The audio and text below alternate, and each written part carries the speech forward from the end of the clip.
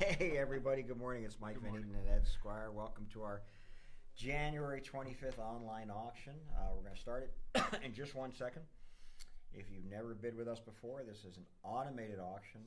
Once we start it, it runs. Oh, that's a good idea. We're watching it on TV. Sorry about that. Or we're watching a football game. You'll never know. Once the auction starts, it just runs. Every piece is up for about 30 seconds. If somebody bids, it resets the clock, and the clock will keep resetting until there's no bidding, and then the item will be sold or will be passed if no one bids on it. And there's a lot of items in this auction. Many have bids already, thank you, and many don't. So some will sell, some won't. It's a pretty good auction, and we'll get it underway. We'll start it right now and see how the first one goes, I guess. I was going to wait a couple minutes because we have a lot to talk about too. So I just right. There's a lot going on. We're going to sit here and talk to you while this goes, and we'll stay with you for about 30 minutes. We'll let the auction run for another 30. We'll come back, and we'll do that all throughout the day, and just have a lot of little things to talk about. Lots been happening in California in the last few weeks, so it's been pretty crazy. All right, let me see if I can get this, and we'll make sure it runs. The first item up is the Sleeping Beauty Studio stationery, which I Peter Pan. really like. And do you have highlights from this auction you want to talk about? I do have some highlights. All right, we'll do that first, actually, but let me get us going here.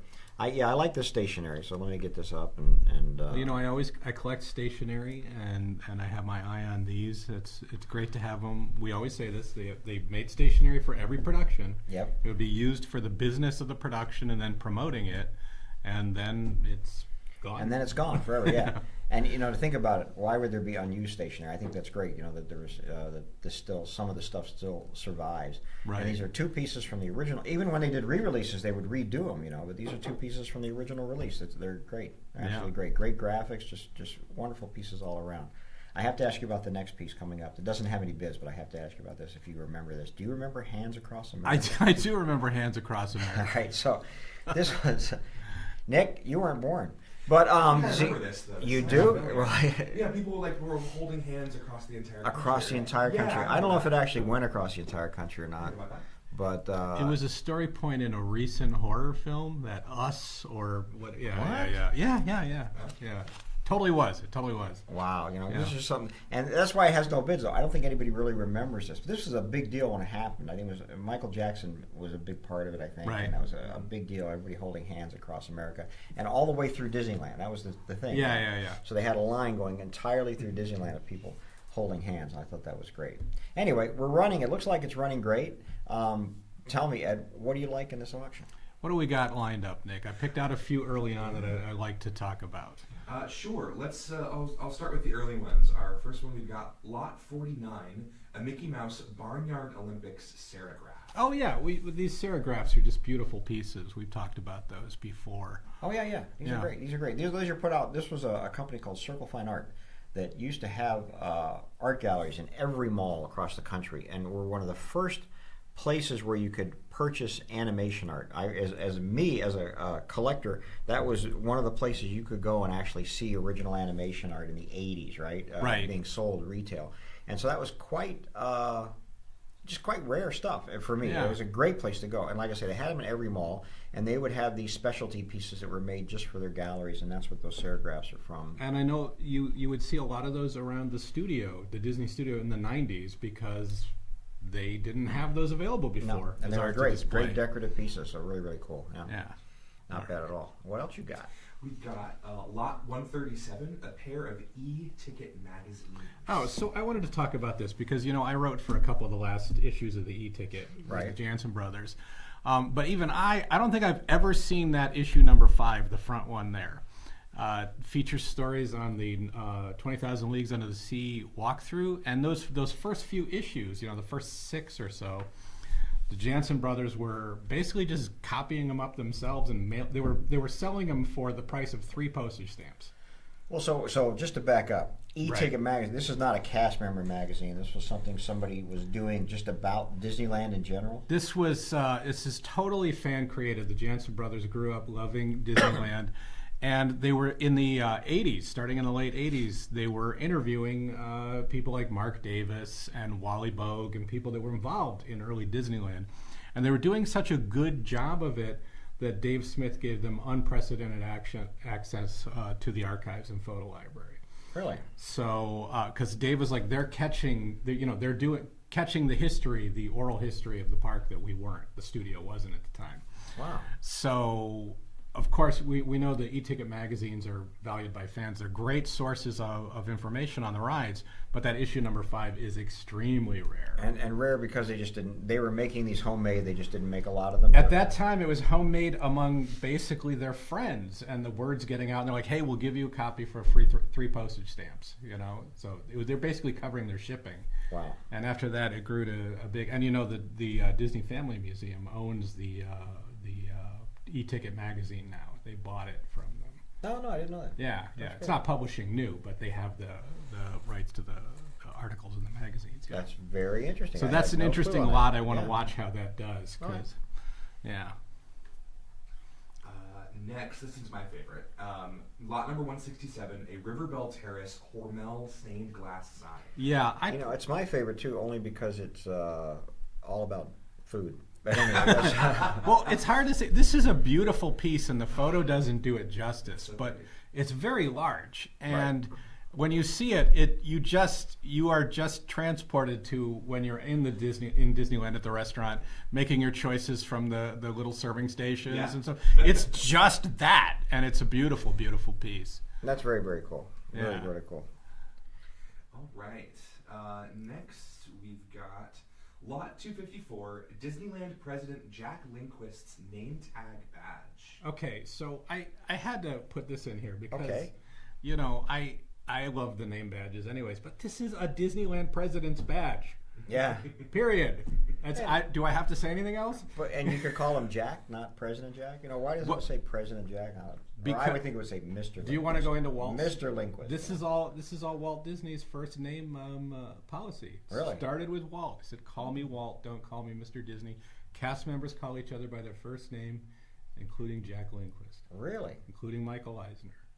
I could Including just say, "Hey, Mike," when Eisner walked by. Absolutely. Wow. Absolutely, 100%. That's It's interesting. true at Disneyland, right? I mean, I can sort of attest to that. Yeah, Yeah. I know. We wear our name tags all the time, and oftentimes I'll be passing cast members, whether it's in a food area or just coming in through security or something, and they'll say, "All right, Nick, have a great day." I'm like, "Wait, have I met them before?" Or no, I'm just wearing Yeah. my name. But it's definitely still a part of the culture. What's fun is when you forget you have your badge on and you're at like the supermarket shopping. Someone says, "Hey Nick, how you doing?" You're like, "What?" Yeah. Well, it's even happened to me with guests, speaking to guests after a set or something. Right. They'll go, hey Nick, nice to see you, and I'll go, oh no, do I know them? Did I go to school with Right, them or right, something? right. And there's just we are wearing our names, and people are super fun. I get you. That's funny. We have some more. I have a couple more. 2 more. All right. Yes. Lot 291, an Art of Animation cast member apron. Oh, I just thought this was a nice piece. I hadn't seen these before. It's from the hotels in Florida. Yes. The Art of Animation Hotel. Just a beautiful, they could sell that. People would buy that by the ton. And Oh, yeah. it's nice to get these cast member pieces. We've got a lot of good cast member pieces in this auction and in the next auction. Yeah. A lot of, mostly from Walt Disney World, but a lot of really good clothing and great graphics on them, just like you see here. So. I know we have pirate socks again for the fans. I hope we never run out of pirate socks. I personally, for me, that's It's true. And just so you guys know, I am wearing my pirate socks today. So that's and my pirate underwear. But that's a whole nother story. We'll talk about it another time. Yeah, That's okay. Our final lot that we're going to highlight towards the end, lot 422, a miniature wooden Pinocchio by Sherman Smith. Oh, I just had to bring this up. This is an interesting piece. This is from the 50s, and what you don't get in this photo is that's 2 inches tall. Oh, you're right. I didn't get that at all. Absolutely tiny. So Sherman Smith was known for this. If you look on eBay, his pieces are typically listed at $100. This is starting at $20. So there are 17 people, I think, watching the Pinocchio piece on eBay that I hope know about our auction. A miniature wooden Pinocchio. It's tiny. It's Wow. it's like 2 So the inches. guy made I don't know who Sherman Smith is. So I just know him from, that was his thing. He made these little 2-inch tall wooden dolls, and he made that Pinocchio. That is very cool. Yeah. Not bad at all. So big range of stuff we have in this one. That's very cool. And then you have some Disney news, eh? A little bit of news. One thing I see, they've announced a closing date for Muppet Vision 3D at Walt Disney World. It's going to close on June 7th, 2025, to make way for the new Monster Inc. land. And I'm really sad about this because Was Muppet here too? it was. In California Adventure? Came to California in 2000 when it opened in 2001. It was there in the Hollywood section, and it's a great, great show. And I was sad when it went away here, disappointed it went away here, and I'm disappointed that it's closing there. It was a terrific show, but they have concept art for Monsters Inc. Land, and they're going to finally have what we've all imagined since seeing the film, a door room roller coaster. A door room roller coaster? Yeah. I think it's called the Door Vault, maybe in the movie. I don't remember. Yeah, but you see, I was watching the film when it first came out, and they get in there and they're hanging on the door and going through. You're like, oh, this is gonna be a ride. It's only taken about 20 so years. Yeah. Because didn't they have a Monsters ride at California Adventure? Well, they do have one like there, a right? dark ride. Do they still have it? Yeah, they do. I know, that's what I'm asking. I think I went on it once. That's why. Well, it's the whole history. I mean, famously it was the Superstar limo ride. Right. Which was a bizarre ride, and I kind of enjoy, but it got reskinned and turned into Monsters Inc. But you can still spot Drew Carey and Jackie Chan in there. That's funny. Yeah. And that's it. Yeah.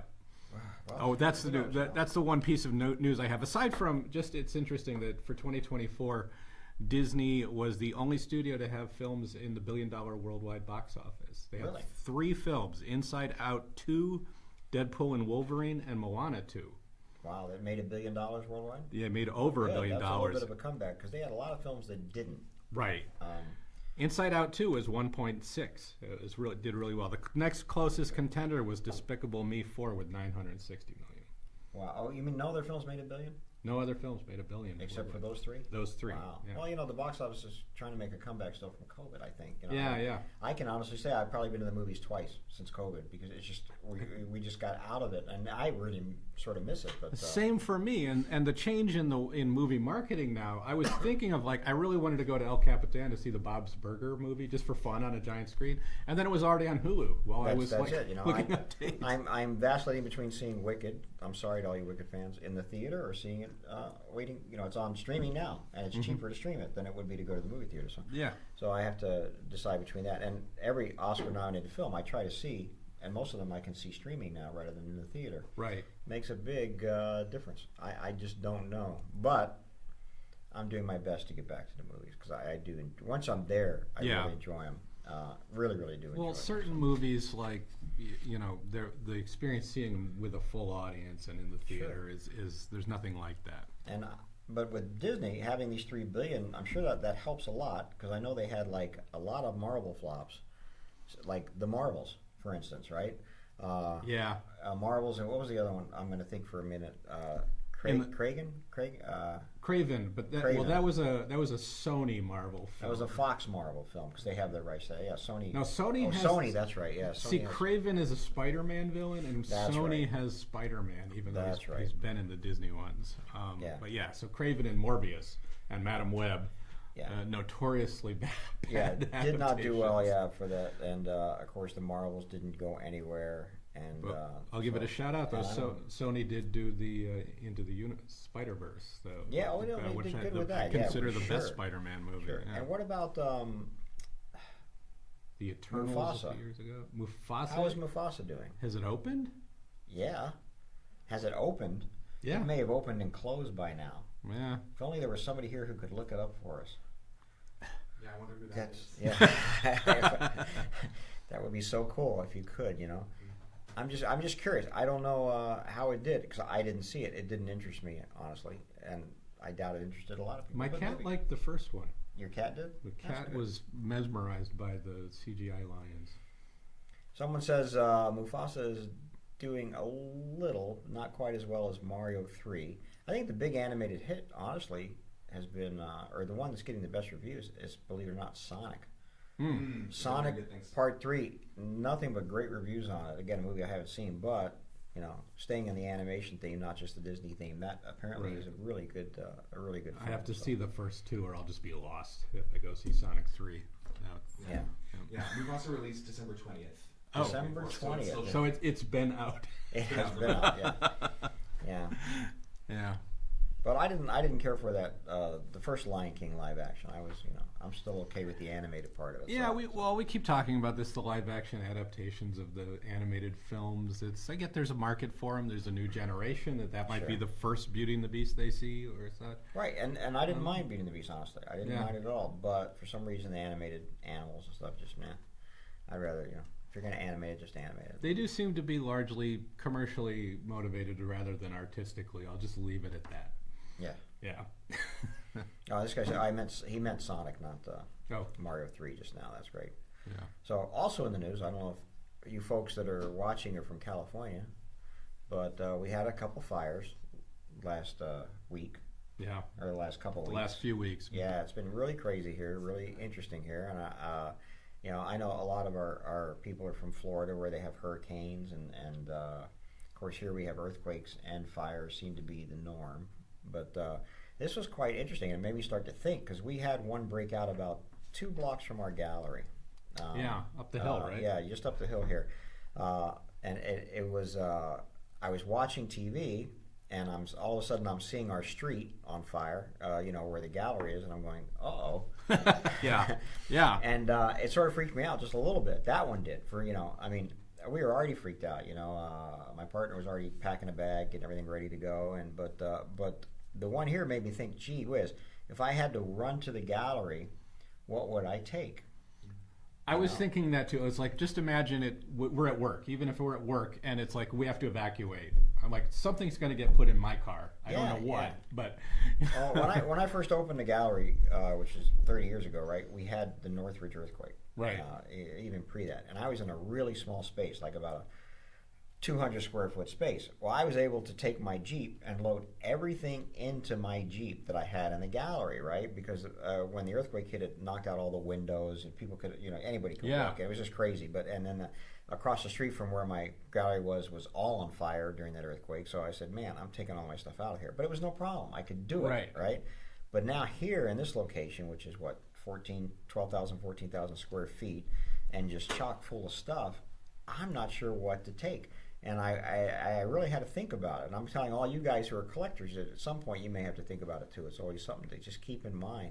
And if you've been in my office, and if anybody comes to visit, you're welcome to go in my office. We showed them here once. So, part of my collection is in my office, and part of some of my favorite pieces. And in this room we're talking in are some of my favorite pieces also, right? I'm going, wow, what do I do? What am I going to take, or can I take anything? It's a really interesting dilemma.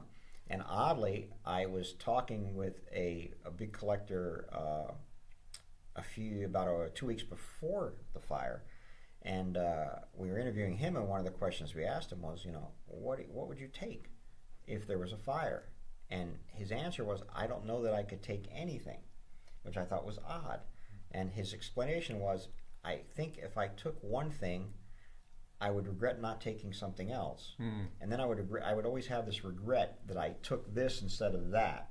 So for me, I might not be able to take anything because I just don't know that I could live with the regrets of not taking something, which it was an interesting thought. Yeah, that is an interesting take. But the one thing we have here, and that it doesn't.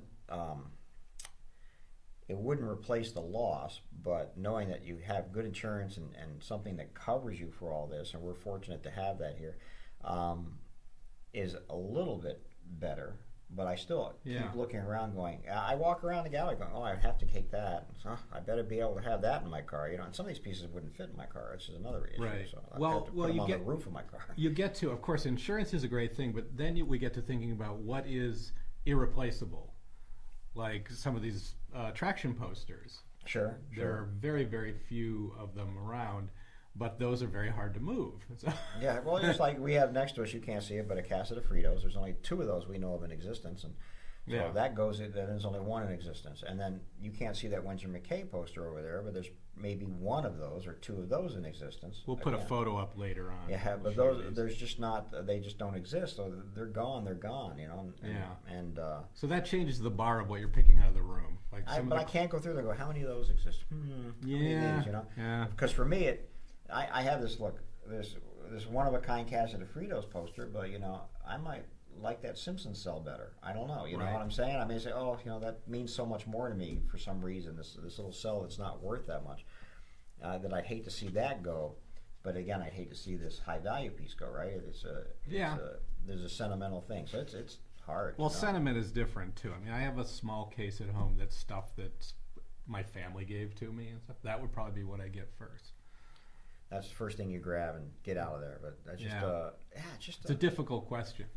Yeah, no, I think we're thinking about it sometimes, but here in California again, because we're so prone to earthquakes, and these fires. Now, we're not really in a fire area normally, you know, but this last group of fires, besides the one 2 blocks away, we had one a mile away, right, on where the 405 it was coming over the hill, you know. Yeah, that was massive. And then we had one in West Hollywood, which is literally half a mile away over here, you know. At one point, so yeah, it was a crazy time. And out there too was the Eaton fire by Altadena. Yeah, I know an animator whose house was lost, and they kept everything. They had everything from their career there. Yikes. So that's a loss to everyone. And La Cañada was in danger, and a lot of Disney histories in La Cañada there, which is crazy, and a lot of animators still there, and I know people in the Palisades who are collectors who buy from us who lost their houses, and I'm sure their collections also, and I've had several requests already for appraisals on people I didn't even know, you know, who had attraction posters and things like that they're looking for insurance help. I mean, we're not minimizing people's personal loss at all. We're just talking about collectibles in this context. Yeah, absolutely, just in this context, and it's just really something to see. It's just crazy. Kind of what happened. Really, really crazy. So, and I feel bad for all the loss, obviously. You know? And it's just a really crazy time. But that's been quite an eventful 2 weeks. It's been hard to do any kind of work or get anything done during it. So. Yeah, well, you've always got one eye watching for the alerts. Yeah, exactly. Our phones go off here with every evacuation. So we with every warning and every evacuation, and this time around they went off a few times by accident, I guess. Oh my gosh! To everybody, we're here working in a gallery, and we get a alert to evacuate, and we're all walking outside going, "We need to evacuate. What's going on here?" You know? What I love is it's a big, loud, brash alarm that startles everybody. So in 20 minutes later, they send another one saying, "Ignore that first one." Yeah, really. 20 minutes later, that was about, and we're already in our cars packed, getting out. So yeah, that was. And that happened twice. It happened like at 2 a.m. another time. Oh, no, the next day it happened at 5 in the morning. Oh, that's at 5 in the morning, yeah. It woke me up, but I didn't, honestly, it was that Boy Who Cried Wolf effect. It woke me up and I was like, oh, that's fun. And it took me 10 minutes to go, I should probably look at it. Yeah. No, I looked at it and said evacuate, and I said, nah, it's not for me. Yeah, it would say an area that's like 30 miles away. Yeah. It would say, okay, I think we're clear. Yeah, I think we're okay, but that was just another weird experience. So that's what's been going on here in LA, huh? That's been it. And now we're looking for rain and snow tonight. So and back east, you see all the snow back east in like Louisiana and Gulfport, Galveston, Texas. I know, it's crazy for all you guys back there. You know, hopefully it's melted by now, but that's a weird. Well, this reminds me of a major concern for collectors all over the country is flooding. It's like when you see houses, you know, and it's like, don't put anything on shelves in the bottom 2 feet of your house. You know what I mean? It's like that should be one of the first rules you live by is watching out for that. That's funny. I remember somebody mentioned that reminds them of when the entire state of Hawaii got a false missile alert on their phones. Oh yeah, several years ago. Yeah, could you imagine? I mean, yeah. And where do you go? Yeah. Okay. It's coming, boy. Hey, this is a steal right here. It is. This is a great deal. Yeah, well, we've got several of these Andy Griffith photos, but very few that are signed by Ron Howard. Yeah. Yeah. And these came from, he used to do, every once in a while, all these guys would do like little reunion shows here in LA and stuff like that. You could get stuff signed. It's very cool. Yeah. Very, very cool stuff. So that's very, very nice. But yeah, it's funny. There's just weird weather, weird things happening across the United States. So protect your collections. Protect yourselves first, obviously, and then protect your collections. So that's a great and crazy thing going on. Yeah, and, if we've got rain coming, you get the fires, then the rain that comes, you have mudslide warnings. We have mudslide warnings, yeah. That's what we're in now, right? Mudslide warnings. Because it burns up the plants that are holding the hill together. Right, and then we'll have high winds after that, and it just keeps going around and around. But let's hope, the one that actually, of all those things, the one that freaks me out the most are earthquakes. Mm-hmm. And we live in such an earthquake because they just startle the hell out of you, they come out of nowhere. There's no warning. Now you get, now with our phones, we get like, a 2-second warning? Sometimes. Yeah, sometimes it's earthquake coming, and then it's, but that just doesn't quite give you enough to do anything about it. And if you haven't been in an earthquake, I think the universal experience is it's getting worse. Is it getting worse? Okay, that's good. Yeah, that's good. Yeah, you sort of freeze for 1 second, right? and then you maybe you get under something or not, but there's that moment of, is this a real one? Or is this just a Is this second? the big one? Yeah, exactly. I remember with the Northridge. It was so intense. Yeah. And just got worse and worse till the whole house was shaking, and rattling. Everything's rattling. Whereabouts did you live when Van Nuys, right here. Yeah, you got hit bad. Yeah. We got hit really hard, and then I was able to walk outside and watch the transformers on the telephone poles blow up in sequence, which was amazing. No, I saw that same thing right down the row. You just watch them one after another, just blowing up. So for a second, I thought you were talking about watching the Transformers movie, no, watch the Transformers, which hadn't been made yet. But I was the same. I was in an apartment in Hollywood, and I had a view pretty much to downtown.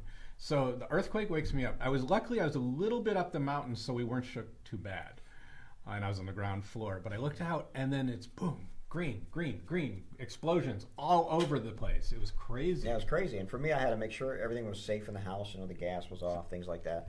And then I had to jump in the car and go right to the gallery, because that's when I was able to load up my car with everything in the gallery and watch the block across the street from me burn down.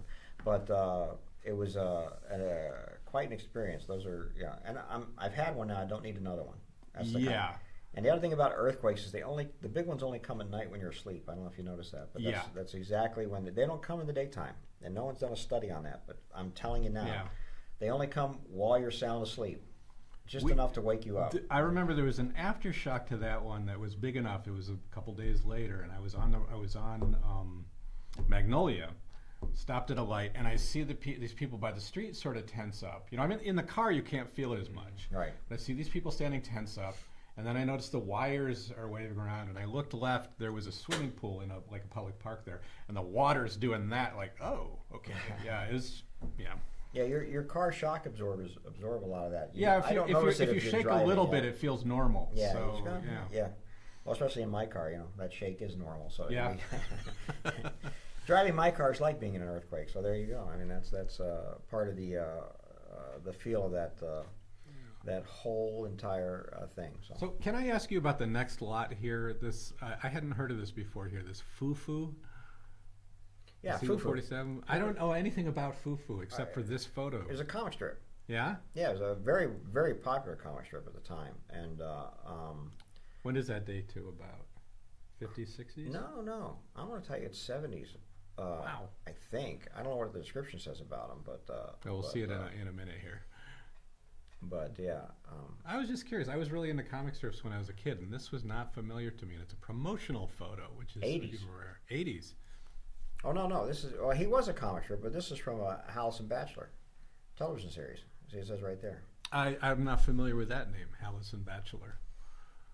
Wow, and you're not familiar with Allison Bachelor? No, they were a husband and wife duo. I know, but they did a really, really great, really well-known cartoon called Animal Farm. They're out of England, and very, very much. So it's not a comic strip that I'm thinking it is. So, but that's interesting. But look, that's pretty stylistic for 80s. Yeah, very, very cartoon, modern looking for sure. But they are very well known for Animal Farm, which was their big. One of their big cartoon. Was that the feature? The feature, yeah. Yeah, that was a Allison Bachelor feature. Oh, wow. I didn't know they were a husband and wife duo until I just saw that. Who's writing these descriptions? Some people, some guys. That's crazy when they do that. So, but that's really, really amazing. There's some good pieces coming up. A Dumbo storyboard panel. Got a Tron storyboard panel. Not to belittle Dumbo. Well, that one doesn't have any bids, but the Dumbo does. These are actually really, really great deers. Here's that serigraph that you're talking about. Nobody wants it. These are such nice pieces. They are really good. They're great decorative There were like pieces. 4 or 6 in the series? I think there were more than that. I think there were 8 or 9, and of different ones. Very, very decent pieces. They're great decorative pieces, so I think they're really worth it. They're all beautiful color, and they hold up. I've never seen one faded. No, I like them a lot. And they're taken from original posters that maybe one of exist in the world, if any. I would assume they're in the archive if they have them, but I've only seen a few of these posters from this era. They're oversized. They're like that Winsor McKay size posters, and they're stunning in person. I regret. I had a chance to buy a few years ago, and I regret not buying them. But they were at that time. They were so much money. I could have bought a house with them. So that was just crazy. You remind me of something I think a lot of collectors experience is we remember something that we didn't buy like we thought was a lot of money at the time, and we regret because if you could get it that price now, you'd kill for it. I will tell you that it's not only that, being in this business, and because we all have ups and downs with money, there's times where I've had to sell pieces that I didn't want to sell in my collection, and I really regret selling those pieces. There are pieces I keep an eye out for. Because you had to sell that I sold 30, 40 years ago, right? Yeah. If that ever comes back up, I want it, and I hope it's out there, and I hope it comes back up. That's part of the collecting mentality. I think it's really tough to let this stuff go, but you have to let it go. That's the trick. You really have to let it go. These are great deals. These are original storyboard panels from Dumbo. I mean, come on, 1941. That's amazing stuff, and I used to know the artist on these, but anyway, they're great pieces. It's a great character piece, even that whole silhouette sequence with the clowns inside the tent. Yeah, and I think there's another one here that has Dumbo and Timothy Mouse in it, or Timothy Mouse. Yeah, 54 there. See, coming up. Those are great. Those are great. Beautiful art, actually. Oh, and this next one is the giant collection of postcards. See that? 191 postcards. Oh wow, yeah. Somebody was asking me about postcards, and these aren't like Disneyland postcards. These are Disney postcards going back to the 1930s. Yeah, when postcards were a thing. What do we say there? We don't see much in postcards anymore. Valentine's and Son cards from the 40s, Tober cards from the 50s. Those would have been collectible cards. Did you ever send a postcard? I'm sure I did. I don't know that I might have when I was a kid. I don't know. I know I got some when I was a kid, like when my grandfather was at Disneyland. So. Nick, have you ever heard of a postcard? You know what a postcard is? Okay, I'm just checking. Well, I'm just asking. Okay, I'm just checking in and asking. I've sent postcards before.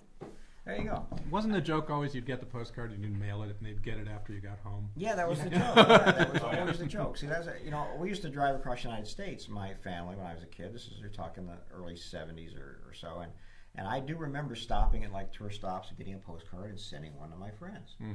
But that would be about it. It's just we don't. Of course, nowadays we don't do this anymore. Do they even sell postcards at Disneyland anymore? I think. I don't know. I don't know that I've seen them around, but I don't think they do.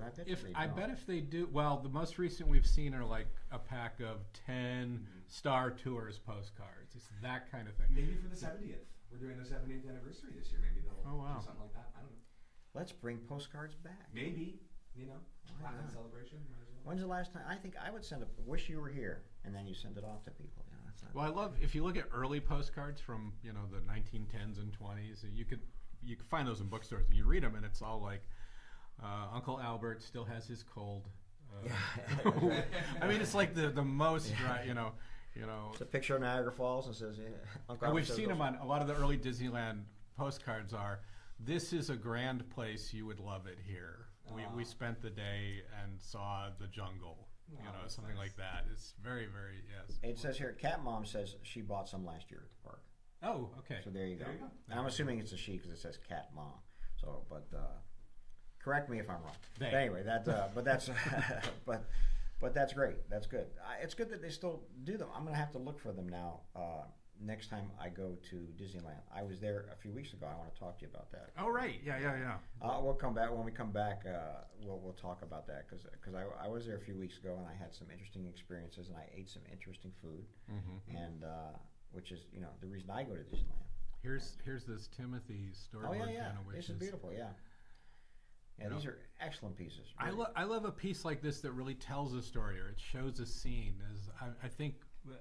Would you say generally, like if it's a close-up of Dumbo, obviously that's got a lot of value, but I love pieces like this. Well, this is more of what the movie is, and there's a lot there, and with the shadows and everything like that just pretty incredible. And I like these Mouseketeers kits too. I think as far as for us and for us as dealers in collectibles, I'm noticing a wane in the popularity of Mouseketeer stuff because I think they're being forgotten. You know, I think it's a forgotten thing. I mean, we definitely don't remember the Mickey Mouse Club from the 1920s, and now I think we're not remembering the Mickey Mouse Club from the 1950s. But this was a really important TV show for not just for Disney, but I think for the country. It was, you know, a really big deal for the country. Well, I think even the Mouse Club of the 90s is a little bit forgotten. over the hill. Yeah, well, sure. And look at all the stars that came out of some of those. You know, I mean, come on, I mean, really amazing. Are today's stars in some of those, and Justin Timberlake, and Britney Spears, Spears, and Ryan Gosling. Yeah, absolutely. I mean, wow, look what they did. You know, or where they've gone. But this, I just feel like it's a shame to see this forgotten. You know, and it's pretty much up to collectors to keep it alive, I think, and keep it in the memory alive. So. Yeah. That's an important part of it. Yeah. One of the same guy with the attitude for the about the fire, about not being his whole thing with collecting is that, you know, you don't own this, you're just taking care of it for a while. You know? Yeah. And then it gets passed on and gets passed on, but it's important because it keeps the memories of this stuff alive and the history of this stuff alive, which is really important. So that's what's great about all this. I mean, these small things, they're small, they're inexpensive, but they all do mean something, and they all have a place in the history of the Disney studio or of animation or of pop culture, and I think that's really cool. Yeah. I got to get off my soapbox. Anyway, hey, we'll take a break. It's 11:35. We'll probably come back right around noon our time, and we'll let you guys just keep on bidding. There's some good stuff coming up. Oh, nifty 90s drawings coming up. They're really nice. Yeah. And those are great. Ward Kimball drawings, things like that. So have at it, guys, and we'll be back soon.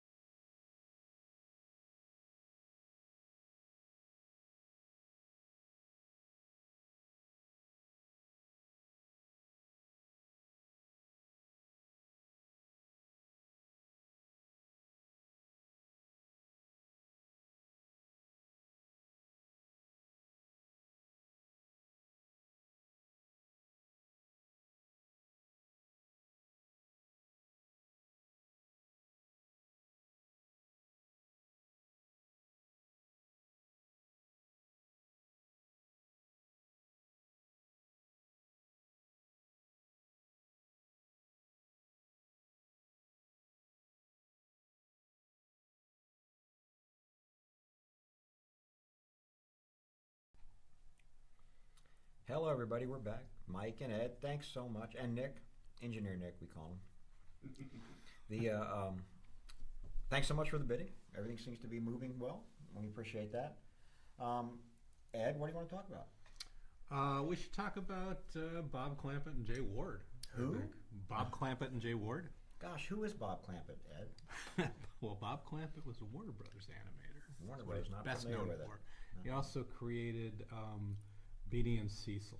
Beanie and Cecil. Time for Beanie the Puppet Show. Nick, you never heard of those guys, but they were very popular in the 50s and 60s. He sees them on the wall right over there. I've got a photo of that wall. We can share the image. So I took a photo of the posters we were talking about here. We can show you those real quick. There's Beanie and Cecil. There's one of the attraction posters, and that's original art for the book cover. No, it was for a poster. It was original. No, sorry, I was looking at Bugs Bunny. It's actually that's for the book cover. Yeah, the Beanie that's Cecil was for the poster. It's actually a giant hand painted cell. So again, one of a kind piece. Yeah. Oh yeah. I love this piece. There's something to save in a fire. Yes, for sure. But the you want to show? Do you have another picture? Yeah, we've got the other two. I got the other. Sorry, we changed topics. Yeah, we'll come back. We'll come back there. But we've got the Frito Kid, and there's only two of those known. When Mindy Johnson was here, we showed your Goofy cell there, which is a beautiful piece. Yeah, ink and painting masterpiece. Yes. Yeah.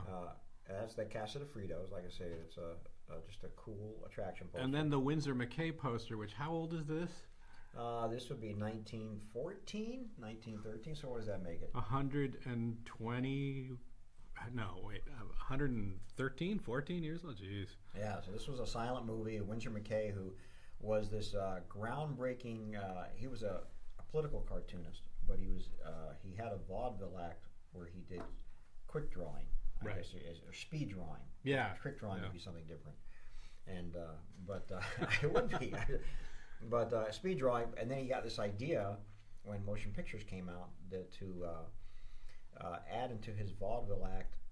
Bringing a dinosaur to life, and he did that by animating a dinosaur named Gertie the Dinosaur, and that was 1914, and that's considered the first animated character, a character who had personality and almost a storyline that went along with it, and it was just a groundbreaking piece of animation, influenced people like Walt Disney, obviously. And now watch this segue, right? Yeah. We have a Gertie the Dinosaur cell that was owned by Bob Clampett. Come on, stop, get out. Actually, it's not a cell. Oh, well, yeah, I knew I was drawing. using the word Yeah, wrong. that's right, because they didn't have cells at that point. See how animation goes in cycles. It started, there were no cells, just drawings. Right. Then we went to cells, and we went back to just drawings. Yeah. Because then they computer animated. Oh, it. yeah, interesting. Yeah, wow. Well, what's striking about when you see Gertie artwork is that he redrew the background for every frame.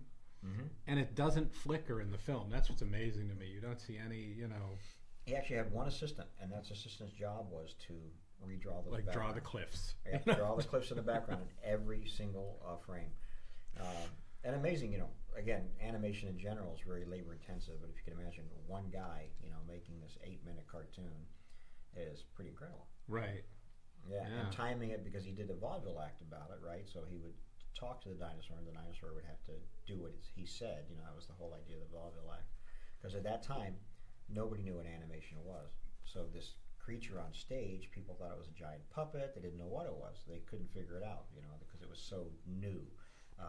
And then for it to be reacting to him must have added to that. Exactly. And then there is a scene where he walks behind the screen and then appears on the screen, right? Right. And into the cartoon, which again, it gave this illusion at the time that nobody could figure out what was going on with it. I thought that was pretty cool. But yes, there is one because Bob Clampett, this really well-known director who started at Disney, as we mentioned before, stuffing Charlotte Clark dolls for his aunt Charlotte Clark. But wanted to be an animator, and Disney had said to him, yeah, well, I'll make an animator when you're a little bit older and when I need people, because this is like 1929, 1930, and he didn't really need a lot of animators at the time. But Clampett couldn't wait, so ended up getting a job with Harmonizing and Warner Brothers, Leon Schlesinger at the time, and there he created Porky Pig. Mm-hmm. Was instrumental in Daffy Duck's creation and Bugs Bunny's creation, created Tweety. Mm-hmm. And then he went on to create a children's show called Beanie and Cecil, which is one of the first TV children's shows. Right. They aired here in L.A. and then became a national thing. It was a huge hit in the 50s. The 50s for 1949 is the start of the puppet show time for Beanie, and then 62, 61. And then in 62 it became a cartoon called the Beanie Cecil Show, which more of you may know. And what the characters, he was still a puppet. He was just an animated puppet instead of. Yeah, it's kind of interesting. But he's definitely a puppet. Yeah, still a puppet, still in the water, but now he's animated. So that. But an interesting thing about Bob Clampett now is that he was a collector himself. He was a collector himself, and because he was around a lot of people instrumental, in the early days of animation. One being Paul Terry. Of Terry Toons fame, who also was a puppeteer and did stop motion and things like that. I think that's why Bob and him were friends. Paul Terry actually was the one who gave him that Gertie the Dinosaur drawing that we have in the in this thing, because they were close friends. And he wrote on the back, we have the provenance. Terry wrote that he gave it to Bob Clampett. It's a couple days after the Montreal Animation Exhibition, 67. Yeah, exactly. It's a great piece. That's a great piece. And then, as we mentioned before, in this collection also, he was close friends with Carl Stalling, who started in Kansas City as a silent movie organist, right? And was friends with Walt Disney, helped him with music, or would play the organ for his laughograms in Kansas City. And so when Walt moved to Los Angeles to start the Disney Brothers studio, he would send photos back to his friend Carl Stalling, who saved those photos and then gave them to Bob Clampett. And we have those photos coming up in that auction. And those are, as I was mentioning to you off camera, are incredibly important and amazing. And many of them on the back, have little notations like, here's me and my brother, by Walt, in Walt's handwriting, and incredibly rare and historically important photos that are now 100 years old. That's amazing. Personal photos of Walt that were handled by Walt, and he wrote his name on them or reference to his family, is unheard of. Yeah, nobody has them. I mean, that's amazing. So I'm excited about the collection for that auction coming up for that reason, as well as some of the other Disney stuff in there for you Disney fans.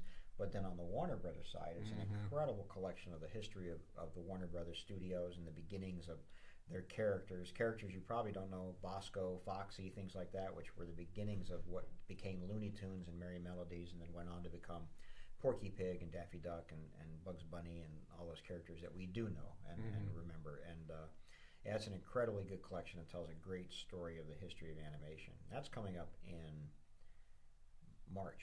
Yeah. And then in April, hopefully, we have our Disney Park auction and pop culture auction. And that auction contains the estate, the pop culture part of it contains the estate of Jay Ward. You probably don't know who Jay Ward is, Nick. He's too young. Yeah, he doesn't. There you go. See, that's it. You've heard of some of his stuff, though, because they've made movies based on it lately. At least from the movies. Have you ever heard of Bullwinkle? Okay, good. Yeah, so Jay Ward created Rocky and Bullwinkle, Sherman and Peabody, Fractured Fairy Tales. Yeah. And I know him best George for of the Jungle. Captain Crunch. Oh. But, and Quisp and Quake. Yeah, again, the cereal I definitely know. The food-related ones I do. But it's a wonderful estate of the guy had a very great sense of humor. A very odd sense of humor. I think a very 60s sense of humor, actually, probably. 60s, 70s sense of humor. And it comes across in his, not only his cartoons, but in some of the stuff we have, his signage and things like that. It's really great. And that's exciting, I think, as well as an amazing Disney studio collection of animation art, Disney park stuff. As I mentioned to you earlier, we've got a Peter Ellenshaw matte painting coming in. Right. Which is come on. That's a fantastic one. And it's one that's actually documented. We have a film of him painting it. Oh, yeah? Yes, for Darby O'Gill and the Little People. That's great. Is it the throne room? I just had to ask. It is the throne room. I think it's it's the where they throw a big dance and things like that. I think it's the throne room, man. That is the one to have from that film. Is it? Yeah, we're going to have a good description for that. Is it like it's domed, right? And it's basically inside a cavern. Yes. Yeah. I believe this is the throne room. Yeah, this is the shot where Albert Finney, where Darby walks into the room filled with the little people. They had to put him up. It's all done in camera, the effects for that film with this matte painting. So they had him up on basically like a diving board scaffold, three stories above the ground level, to get the effect of the little people looking little people sized while he's there with this matte painting. Really? Yeah. I'm going to bring up a picture of it if I can find it for you now. Excuse me for using my phone on camera. But if you're not familiar with Darby O'Gill and the Little People, it's an amazing film to watch because it's released in '59, but it's leprechauns. It's the story of leprechauns, but all the effects were done in camera. So basically, when Darby is talking to the king of the leprechauns next to him, the actor is 30 feet behind him in the soundstage, with incredibly intricate lighting done to make them match and to make it look. It's just an amazing film. That's the painting, and then they're all down here dancing and everything like that. Yeah, that's from that scene for sure. That's an amazing piece. That's King Brian's throne room. Yeah, so there you go. That's Wow. That's there. Darby first Oh, sorry. King. there he is painting it. So. Right. Oh wow, yeah. That's Yeah. great. That's fantastic. So there you go. So yeah, that's a great film. Is that on Disney Plus? I wonder. It should be. Yeah, I'm pretty sure it is. That's a really great. We mentioned it's an early Sean Connery film. It's where Albert R. Broccoli's wife, Barbara, saw him in this film and said, "Hey, I think I saw your James Bond in this American movie." Really? Yes. Yeah. And he plays the leprechaun, right? No, he's the other guy. And as far as, Darby O'Gill is Albert Finney. He's the older. Is it Finney? Maybe I'm mixing him up with the other film. Am I mixing him up with Scrooge? I'm mixing him up with Scrooge. Yeah. Anyways, Sean is the love interest of Janet Monroe, really? Darby's daughter. Okay. Yeah. All right. And he sings in the film too. Really? And it was probably the singing, and they said, "This guy, we need him to sing to be James Bond." Underneath the Mango Tree and Doctor No, which is first time he sings in the first Doctor No. Sorry? Albert Sharp. Albert Sharp, thank you. My Hollywood stuff is all getting is overlapping. I realize I'm saying the wrong guy, but yeah, Scrooge is another film. So anyway, we have that coming up in that thing. Of course, we've got a Kem Weber desk, which I'm very excited about. Yes. Well, the coffee table. Well, I was going to say. So Sorry. You jumped the gun. So Kem Weber designed all the furniture for the new Disney studio in 1940 when they moved to Burbank, and what style of furniture is that? Mid-century modern? No, well, that's what we call it. That's what we call it now. 1940. It's sort of Art Deco. I think Art Deco is fair. Just beautiful furniture. The animation desks, which we've had before. Well, I appreciate them better. I got to say, now that we're seeing photos of Termite Terrace and what Warner Brothers were working on, their desks were plywood and their walls were plywood. So when you see the beautiful desks that Weber did for the Disney studio, they were designed, custom designed desks, and we have this coffee table that tilts and folds out and does all this kind of stuff like that. And I'm also getting in a closet, which are really cool. Those are nice. And a side cabinet, which are also very, very cool. Yeah. So it's a funny story, actually. So we Ken Weber stuff is quite valuable. The chairs he made for the Disney studio, just the chairs can go for $25,000 or $30,000. Airline chairs are called. The desks go for up to $10,000. The side pieces can go in several thousand. And a client called me up and said, "I have some cels in my garage. I'd like you to come look at them." And he used to be a plumber at the Disney studio. And keep in mind, when the Disney studio took all that furniture out, which might have been the 80s, because now it's 40-year-old furniture, right? They took it out. Yeah. They sold it to the employees for next to nothing, $15, $20, right? Right. So I go over to this guy's house, and he was a plumber at the studio, and he had some Pete's Dragon cells, things like that. And we're sitting there looking at them, and in his garage, he has these work closets where he's keeping all his larger tools and stuff like that. And these are the animator's closets from the studio. Right. And I go, "Oh, those are Ken Weber closets." He says, yeah, I use them for my tool stuff. I said, "But those are worth a few thousand apiece." He goes, "I didn't know that." And then up above, for his tool shelves, he took the side cabinets, Ken Weber side cabinets, he took the legs off of them and then just mounted them up on the wall. Oh, wow. They have sliding doors. And stuff like that. So he kept the legs, though.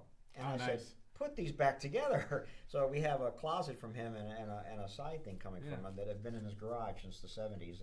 It's just crazy. He can get something nice from Home Depot to replace Exactly, yeah. It's just crazy. I said, forget about the cells. Let's move on to this stuff. Yeah.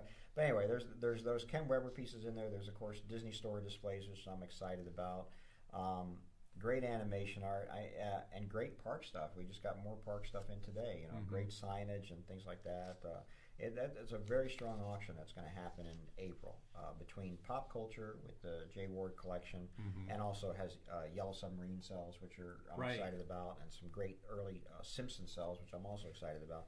But and then the Disney Studio and the Disney Park. So two really big auctions between the Bob Clampett coming in March and the pop culture and Disney parks in April. It's a busy time for us, and in between that, we'll keep doing these auctions. we'll keep doing these online auctions. The next one should be up in 2 weeks, or should be up in a week. And I'm working on it right now, and there's some very nice pieces in there. We keep saying this, but again, I'm used to these being catalog pieces, but we're sneaking them out in the online auctions. And I think they're great deals. The more you watch these auctions, I think you'll see there are some just amazingly good deals in these pieces. Even these, like this certificate that's up now, it's a great deal for what it goes for in our catalog auction. I think these are really great deals. Yeah. Tickets, your e-ticket magazine is coming up, by the way, in two things.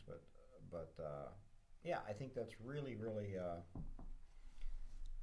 This is all. I'm a sucker for. You got grad night ticket coming up. I love the little paper and ephemera stuff. Well, grad night's a big deal. They still do it. Yeah. Right. So everybody, if you're a California native, especially, you remember maybe having a grad night for your high school at Disneyland. Do you guys perform at grad night? I'm not sure. I think it depends. To my knowledge, I don't know that we do anything beyond what our normal day would be, which means we'd be done by before 7 o'clock. Yes, because I think it used to be back in the 60s they'd bring in special guests, Yeah. bands. In the 50s and 60s, they bring in big bands and those kind of things, whoever was popular at the time. Annette would perform. Some very famous bands performed at Disneyland. Yeah, It would be headliners, you'd think. Yeah, there was a time when part of being at Disneyland, I think, was their concert series they would have, at night. And like you say, they'd be some pretty big bands coming I mean, if you know what I mean, like real performers. It wasn't a... they were known. They were pop stars at the time. Recording artists. No question about that. That's something they don't do anymore. I don't know that they have the space for it, anymore to do it. But that was an interesting part about Disneyland. I mean, we don't hear about Lady Gaga performing at Disneyland anymore. But I saw, this is decades ago now, but I saw Davy Jones from the Monkees performing in California Adventure. Just they kind of out by the water, right next to where the Little Mermaid rides now. This is about 20 years ago, but they just had him there during the day, and it was. The problem was it's not really an arena area, so you're kind of looking over the crowd at a guy at the front of the crowd. Yeah. But that's the last time I remember seeing somebody big that was just there for performance. Interesting. And he sang his "Happy Birthday, Mickey Mouse" is a song of his, so he sang that one. Happy Birthday, Mickey Mouse. That's a Davy Jones song. Anyways, I'll take your word on that. I had no clue about that. Speaking of California Adventure, I was there a few weeks ago. Right? Yeah, you've been to the park now. Yeah, I will say that there has been a lull in me going to the park. I used to go all the time, and then of course COVID, and I hadn't been since.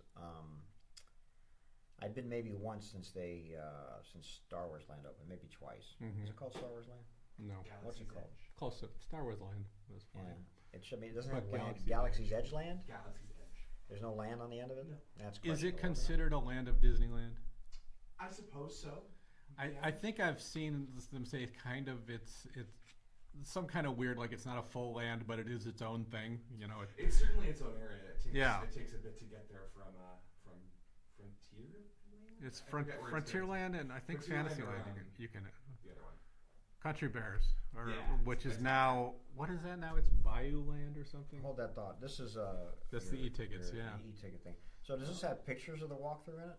It does. It does. Now that early issue is there's no color photography in. See, the later ones had color, as you can see from the cover. Those early ones were. I mean, that's very early fan reporting on the parks. That's interesting. Yeah. Very, very cool. All right, so back so Galaxy's Edge, we consider a land or we don't?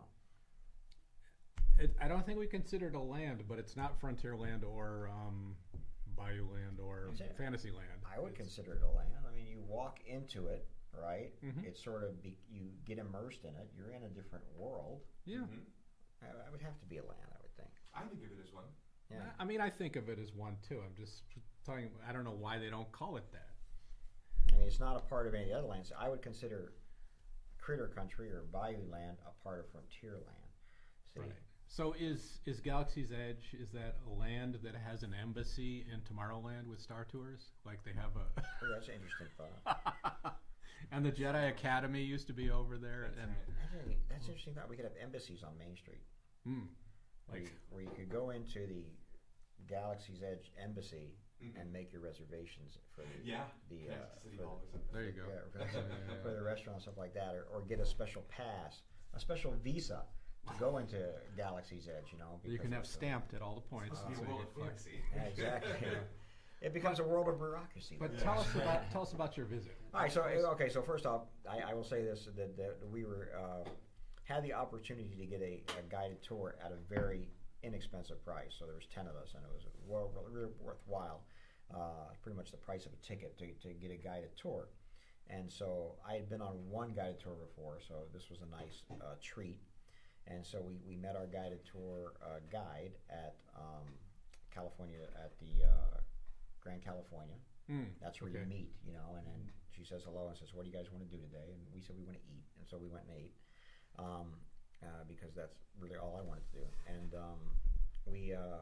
then we sort of planned our visit based on what everyone in my group wanted to do, which was interesting because my group is, I would say, people who probably started going to Disneyland in the 80s, maybe even the 90s. And what do you think their ride of choice was? The majority, there's 10 people, I'd say 8 of them said, this is what I want to do first. Indiana Jones? Interesting you say it. It was Space Mountain. I was going to say that. Okay. It was Space I Mountain. didn't think about it. Yeah. So that was good. The first place we went was right to Space Mountain. And with these guided tours, you know, you go directly into the Fast Pass. You don't have to make any kind of reservation. You just go. I will say this: we went. It's January. If somebody asked me when to visit Disneyland, I would say after New Year's, probably through February. The park is very light. Right. As far as people, it's perfect time because kids have gone back to school. You know, unless you're a Californian native, you're probably not going to be coming out on a vacation during that point of time. So it was a very nice park. It wasn't. I've been a few times where that park is so crowded you just can't even walk down Main Street. You know. And I agree with you, but the trade-off is a few of the big well, attractions that's coming are up. closed. Yes, they are because that's their time to rehab everything. You know, for sure. So Haunted Mansion was closed because they were putting it back to normal. Tiana's had broken down, so we didn't go on that. So I haven't been on that yet. I wanted to ride in Toontown, Mickey's roller coaster. Oh, the Runaway Runaway Road, which I hear is really nice. Broken down. Oh. So we didn't get to go on those, but that's fine. But that didn't ruin anything. So anyway, we went on Space Mountain 3 times, and yeah. My favorites too. Yeah, well, 3 times in a row, you know, and then of course you have to check the picture, make sure. By the 3rd time, everybody knew where the camera was, you know, so we could get the right, we could get the right picture, you know. That was great. Oh, sorry, the Mickey Mouse license. I love this. The Mickey Mouse driver's license. Is it driver's license size? Like, could I put it in my wallet? 3.5 by 2 inches. Sure, yeah. If I got pulled over, could I pull this out? And go, That's I'm sorry. the address. I know. I'm curious about the address. That's the Disneyland address, 1313 Harbor Is it? Boulevard. Yeah. Oh, okay. Yeah, that's the original mailing address for the Looking park. it up now, it cites specifically to Fantasyland. There you go. 1313? Yeah, 1313 Harbor Like Boulevard. Mockingbird Lane? What's 1313 Mockingbird Lane? The Monsters. The Monsters, exactly. It's just Of me. course. I know where every 1313 in the country That's is. good. You should. Now that's trivia. Or in fiction, because I think it's 2. Yeah. If you Good count idea. I think Disneyland. next time I move, I'm going to look for a 1313. Anyway, I don't know where I was. I was in Space Mountain. So we got our Space picture Mountain, down. yeah. Now, in the old days, and you can tell me if I'm wrong, Nick, I guess how long it's been since I do this kind of thing.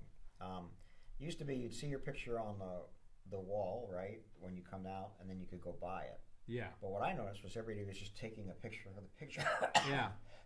with their phones, and that was it, you know. So, Yeah. And I didn't even see a place where you could buy the picture. Maybe it shows up online. Now, some of them like Buzz Lightyear, and I think some of this it's entirely in the app, but you just get your number. They might have just been taking the photo for their number, and then they can access it online later. Oh, okay. Used to be when Buzz Lightyear first opened, you would go there and type in your email and send it to yourself, so it was already free. Right? Yeah. That's more digital now. Yeah, that's good. So from that, we went to the next ride they wanted to go on was the Matterhorn, which was right there. Right. I won't go on that ride, so I went to Pizza Port there and got pizza for everybody, and that was good. The pizza was pretty good actually. Yeah, no good. complaints about it. It was pretty good, and again, because the park wasn't crowded, I didn't have to use my phone and make a pre-order or do anything like that. I was able to just walk up and get food. I like that. You know, I was able, and that's the other thing about the guided tour. I think I don't have to worry about a fast pass. I don't have to worry about anything, and so I'm not on my phone, so I can enjoy the park much more. Yeah, that's the best thing about it. Yeah. So that's it. So we went to Matterhorn. They rode that. You know, I didn't ride it because it's a little bit too rough for me. That's an old roller coaster. It feels like the first steel roller coaster ever made. It does. You are for the seats are uncomfortable and you are jerked around like no tomorrow. So so I laid off of that, and from there I think we walked over and went to Indiana Jones, and had our Dole Whip, which was important to have the Dole Whip from there. And then the rest of the day is a blur. I'm trying to think where else we went. And Did you go to Star Wars Land? Then we went to Star Wars Land. I went to Galaxy's Edge, which was great because although I've been on those rides, none of the other people in this group had been on either of the rides there, right? So the first thing we did was Millennium Falcon. There were 10 of us, so we had 2 groups of 5. Oh, that's great. Yeah. If you have all your own that's the best way to go on those. Yeah, so everybody could decide who got to do what, and it was just perfect. Yeah, so that was a lot of fun, and that was a fun ride. And then of course we went on Rise of the Resistance. Yes. And I'd been on the ride. I was very impressed by the fact that there was no track, which I thought was really cool, or it runs on magnets or however it runs. You know, do you know how it runs? They're basically the new trackless ones. Just are computer guided. Oh, so that was great. Yeah. But but it was great to see their reactions as you enter these. That like especially the room where the walkers are. Yes. Yeah. What was called AT-ATs. AT-ATs. Yeah, those are that room is just amazingly good, you know. And then some of the effects, like when when the guy's lightsaber comes through and stuff like We're spoiling it, but you know. Well, no, you still have to see it, but it's really impressive effects. So it was great to be with a bunch of people who had never been on it before. How about when they take the shuttle and the same door opens? Yeah. No, you get the room full of stormtroopers and. Yeah, it was all just really they loved it. They absolutely loved it. I think that was everybody's favorite ride, and we went there, of course. Indiana Jones, of course. Didn't do much else over there. I think we went to California Adventure. I got to say this: we rode a lot of rides twice. Oh, we did Big Thunder, which again, which you have to do. I think is a great little ride. And there wasn't any Haunted Mansion, so I'm just running through them in my head. You didn't do like Winnie the Pooh. No, we didn't do Winnie the Pooh. We didn't do Pirates. And Pirates, I can't remember if it was closed or we just didn't do it. But we went over to California Adventure, did the roller coaster, which we really enjoyed, and did the Toy Story thing with the guns. Midway Mania? Midway Mania, and the tour guide went on that one because she had all the hacks for it. Oh, okay. And was able to like. She's like telling you that one's worth 10 times as much. If you do this from 5 times, this shows up, and you get this. Cool. So her score is like 800 million, or we're sitting in 1,000. So we actually did that a few times, because we were with that being competitive, and again, no line, so it's really easy to go through that and play that. And we went over to made sure we got over to the Marvel area to see the Spider-Man jump. Yes, you know what I'm talking about? I've seen it online. Yeah. Really neat. So those you don't know, they have a very small, what's that area called? Avengers Campus. The Avengers Campus. And they've actually shortened the live show. It's not really a live show much. It's just every once in a while Spider-Man shows up on a rooftop and says, "Hey everybody, I'm Spider-Man. I'm going to go jump." Pretty much is what he says. And then he makes this leap from one building to another. And I didn't know this till I saw it on TV, I think, Behind the Attraction or one of those shows like that. That what's really jumping is an animatronic Spider-Man, a mannequin. It's basically a robot they throw. A robot that designed they throw. To be thrown. That's weighted to move like a human, and he does. I mean, if you didn't know that was a robot, you would think, "Wow, this guy just did this amazing jump," Yes. And it's really cool. So it's worthwhile just to go see him catapult this robot across a thing. Did you know he also has responses programmed for if it doesn't go quite right? Yes. Have you seen that ever? Or I haven't seen it live, but I think during one of my orientations last year, they showed us a really interesting video about the process of making that animatronic and Right. all of the testing they had to do and that kind of stuff. And yeah, that there's contingencies built in. If it But goes I've heard wrong. he can't kind of clip a wall and he does this. Yeah. That's a mistake. You know, so they have a line for him. Yeah. Oh, that's great. That's great. So that was fun. And then, of course, we rode, I want to call it Tower of Terror. Guardians of the Galaxy. Guardians of the Galaxy, yeah. And rode that a couple times. And that ride, actually, I will say, they improved tremendously. Okay. I haven't been. I loved Tower of Terror. It's much better. All right. I'm going to have to go on it. I think the way it pulls you is different, maybe. I don't know. I heard there's something about the movements. that's Yeah, the different, movement too. is better and more intense and more of it. If I remember Tower of Terror, you can tell me right. They just drop you, they bring you back up, they drop you again, they bring you back up and drop you again. It would vary a little bit, but that's basically it. Yeah, this one's a little more ups and downs, and they're pulling and pushing you, and just really good. It was actually really nicely done. I really enjoyed it. And, and that was a fun ride also. And those are what I remember. I know we went on other rides because we ended up going on. I'm going to stop. By the way, this is an amazing piece. Oh, this is, yeah. And I'm glad somebody's bidding on it. This is the prototype for the poster. You It's have to see it in incredible. person. It's Yeah, this it's all beautiful little hand-painted piece. little piece. It's just really incredible. A fantastic piece. And if you're a poster collector, even like a poster, this is a little piece of that. There's nothing like this around. Yeah. So I think that's a great piece. Fantastic, and I'm glad to see somebody's getting it. So that's fantastic. But back to that. So that was it, and we ended up riding. I want to say, and we had the tour guide for 8 hours. Right. But we Without lines, you can do a lot in 8 we did like hours. 20 rides. I mean, Yeah. literally. Did you do the Spider-Man ride? That's where you throw webs. It's kind of like Midway Mania. No, I haven't done it yet. We were stuck on Midway Mania, so we went there, and I like the roller coaster that goes upside down. They renamed it. I can't tell you. The what they named it. Credit Coaster, I think it's called. Credit coaster, and then Zach had told me to try the tacos. Yes. In California And I Adventure. concurred. So we had the tacos. They were very, very good. We tried like 4 different ones too. These And are then we the had 10 people. quesabiria? Yeah, Quesabiria tacos at Cochina Cucamonga. Cochina Cucamonga, and then we tried. Some people tried the drink. Oh, it's I forget. It was the peach. Michelada. Oh yes, yeah, I think I've had that one. Yeah. So they didn't. It's seasonal. Turns out they didn't have peach. They had blueberry and something else. Gotcha. But it's seasonal to whatever syrups they can get, I guess. But and that was really good. So we actually probably spent more time in California Adventure than we did in Disneyland. I feel like, and we spent more time eating than riding.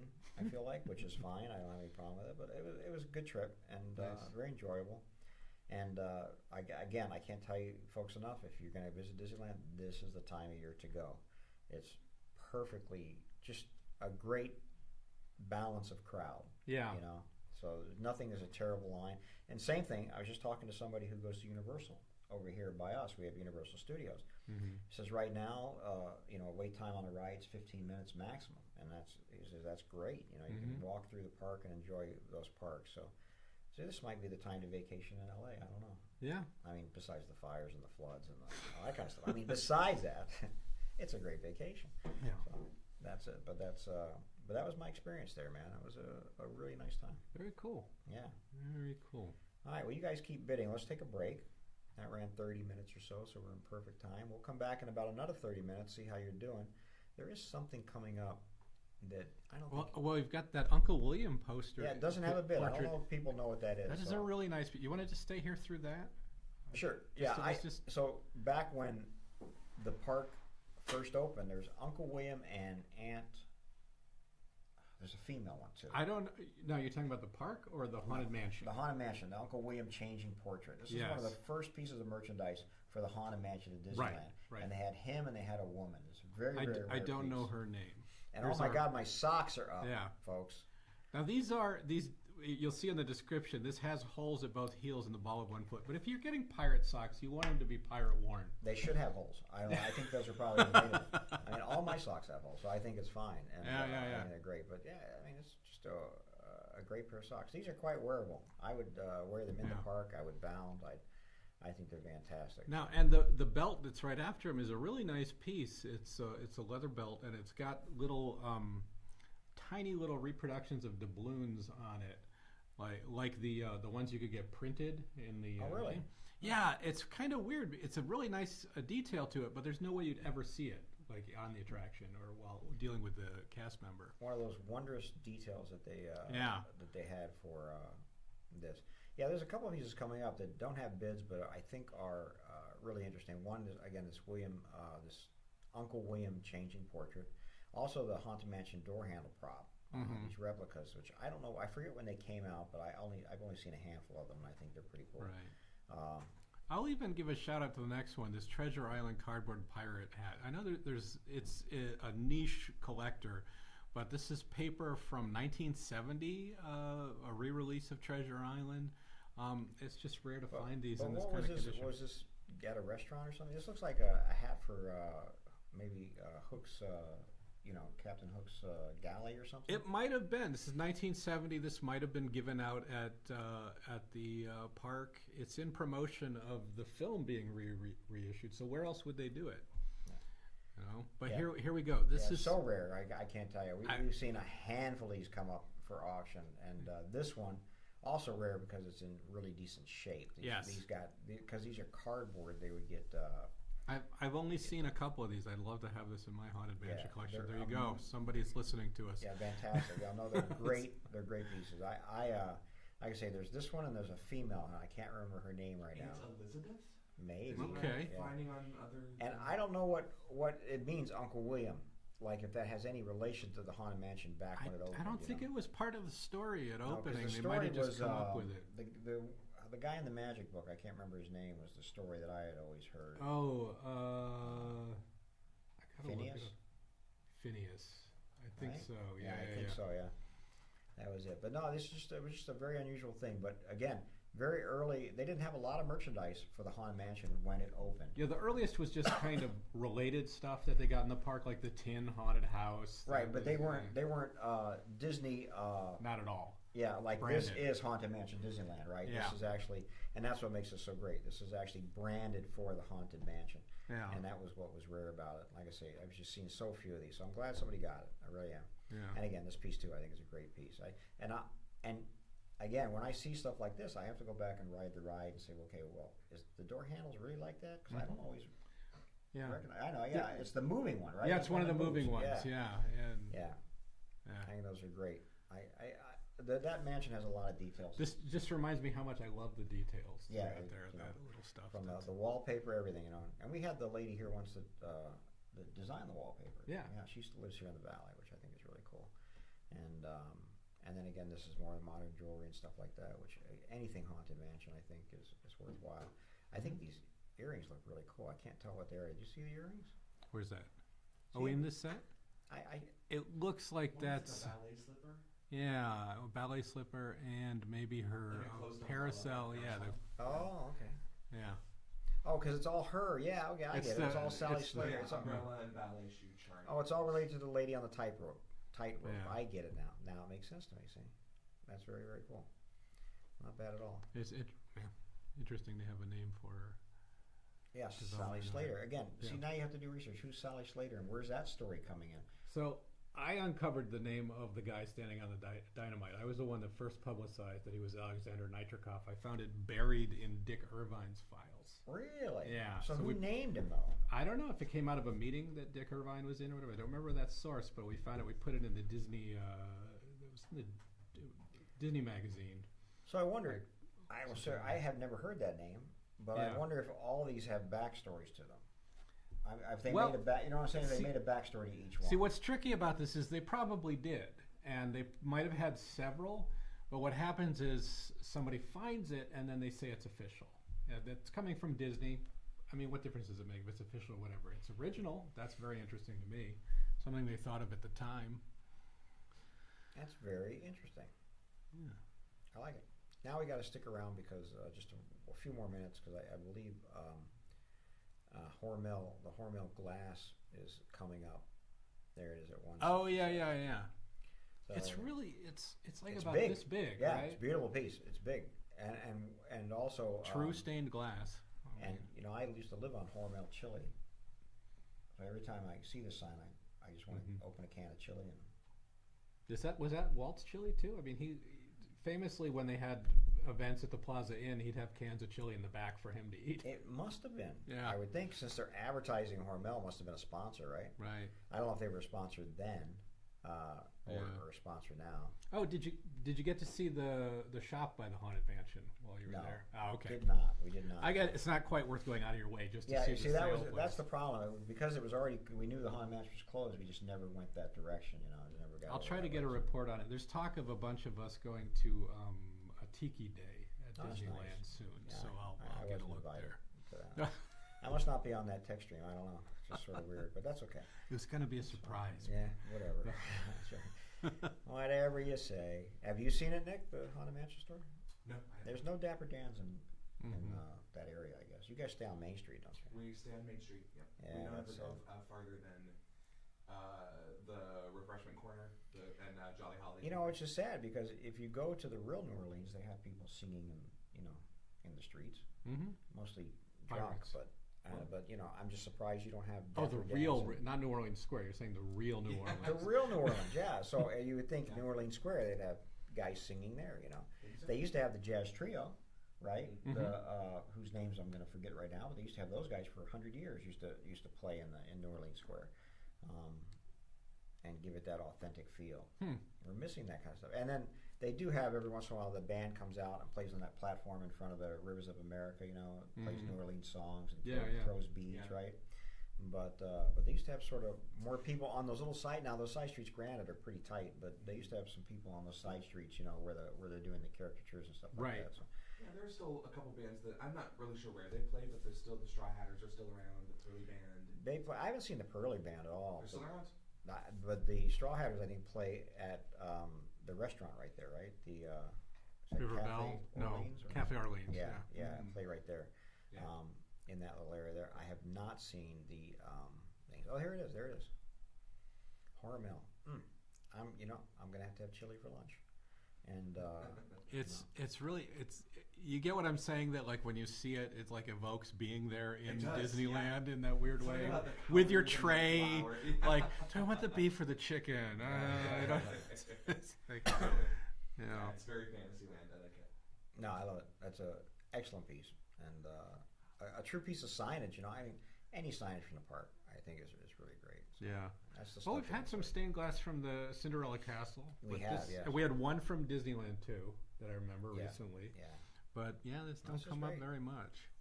And here's River Bell Terrace, which is one of the few restaurants that's been around there since the very beginning too. So that's great. Since we stuck around, can we talk up the next one? 169 is one of those original product paintings for the rocket trip to the moon. I don't think there's any record. bids on it. Yeah, we'll talk about it. I don't think this is a great picture of it. Actually, quite honestly, I think It shows a little too much of the border, not the actual painting. yeah, we're not itself. really seeing the painting there. But if you think about Oh, it, it's framed. It's in it's the framed. Yeah.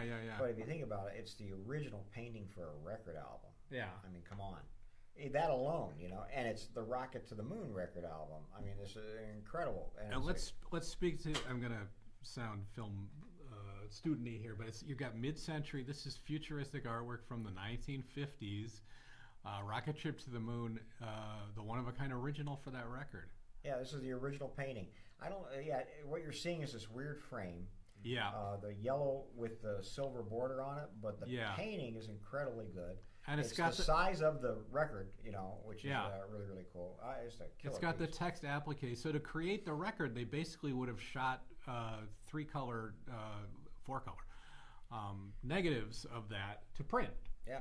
Yeah. I may frame that, reframe that. Get a new frame on. Put Yeah. it, put it yeah, right yeah. here in this room. So we'll see how that goes. Anyway, we'll take our break now. All We'll right. be gone about 30 minutes, guys. Keep bidding. You're doing great, and we'll see you in a little bit.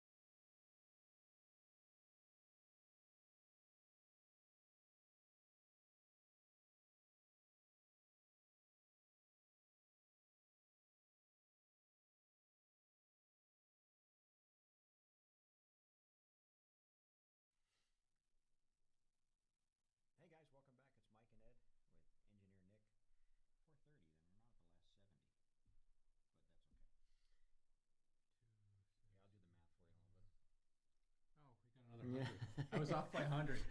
No worries. But we came back with a really good section, I think. You lauded these pieces, so we're in the costume part right here. Yeah. Which is really cool. So I was wondering, I don't know how many. Do you know how many employees are at Disneyland? Do you know, Zach? Nick. Nick? Sound thing. Do you know how many employees are at Disneyland? Oh goodness, no. Costumed employees. People who work in costumed. Well, everyone technically is wearing a costume. Are they? I mean, all the people on stage, right? But they're still backstage who aren't, I would assume, right? I suppose so. Yeah, I guess anybody who's on stage is technically costumed would go to either costume department. But even like it's not called uniform. Even for people who are in like the hotels or retail. Or like what's up here? This is maintenance up here now. But what's interesting, I think, especially when you think about Walt Disney World, the amount of costumes that they must go through and the amount of costumes they must have. Now, do you get to go into the wardrobe department? Is that where you? Yes, there's one not too far from Main Street that's sort of a central hub for a lot of costuming, and that might be particularly for entertainment and characters. There might be a different. I know that there's a larger costume warehouse closer to the TDA building. The costumers that I usually see are close to Main Street in an old admin building. Wow, I mean, it's amazing the amount they must go through, first off, but the amount of costumes they must have. Yeah. To be able to say, even when they're, look, here, we're in custodial. They hire a custodial person to say, okay, you can have this, and this is going to be the hat you're going to wear. You know, everything's designed and planned out. It's pretty incredible. This is a great deal. $15 for a hat and a jacket that you could use to get into Disney World, probably, and they just say, hey, I'm just Not that we're advocating. No, we're not advocating. I'm just curious. You know, I'm saying, what a deal. You know. I think that's a little beyond bounding. Yeah, exactly. Yeah, but I mean, and also they don't really let them get worn out. You don't wear an old shabby one to work, you know. So you've got to be cycling them out pretty quick. To my knowledge, everyone gets multiples of everything. Right. So like if you work at a hotel or something, if there's a particular like shirt or like vest or something like that, you'll get multiples of everything. And then there are multiple costume drop-off points where you can like drop off laundry, things to be laundered, and then some stuff that you can. So you have enough to keep wearing this. You're not wearing the same shirt every day, obviously, right. But you're staying in the same costume every day. But at the same time, you get a hole in something. But you're a Dapper Dan, so I don't know if we said that. But your costumes, you don't have your costumes at home. No, our costumes are brought to our break space every morning and are taken from there when we leave. In the evening. So they launder, change them, or to say, this today you're going to be wearing this. Because it changes, yes? Well, I mean, our outfit, our costume remains the same depending on what season we're in, but we all also have multiples of everything. I've heard remarks of guys saying like, oh, I got my number one vest and pants. Like there's like, I think some that are for somehow fit better than others, but favored amongst them. But everyone has multiples of everything. So I have multiple vests and pants and all that stuff. And sometimes if there are issues while we're getting ready, we can call costuming and say, hey, I got pants without buttons, which is an actual thing that happened to me recently. And they're like, great, we'll bring you a different pair. And they've got at least 2, if not 3 sets of everything for us. Wow, that's amazing. Think about it, yeah. And it's all made for us too. We go through extensive costume fittings and entertainment, scans and all that fun stuff.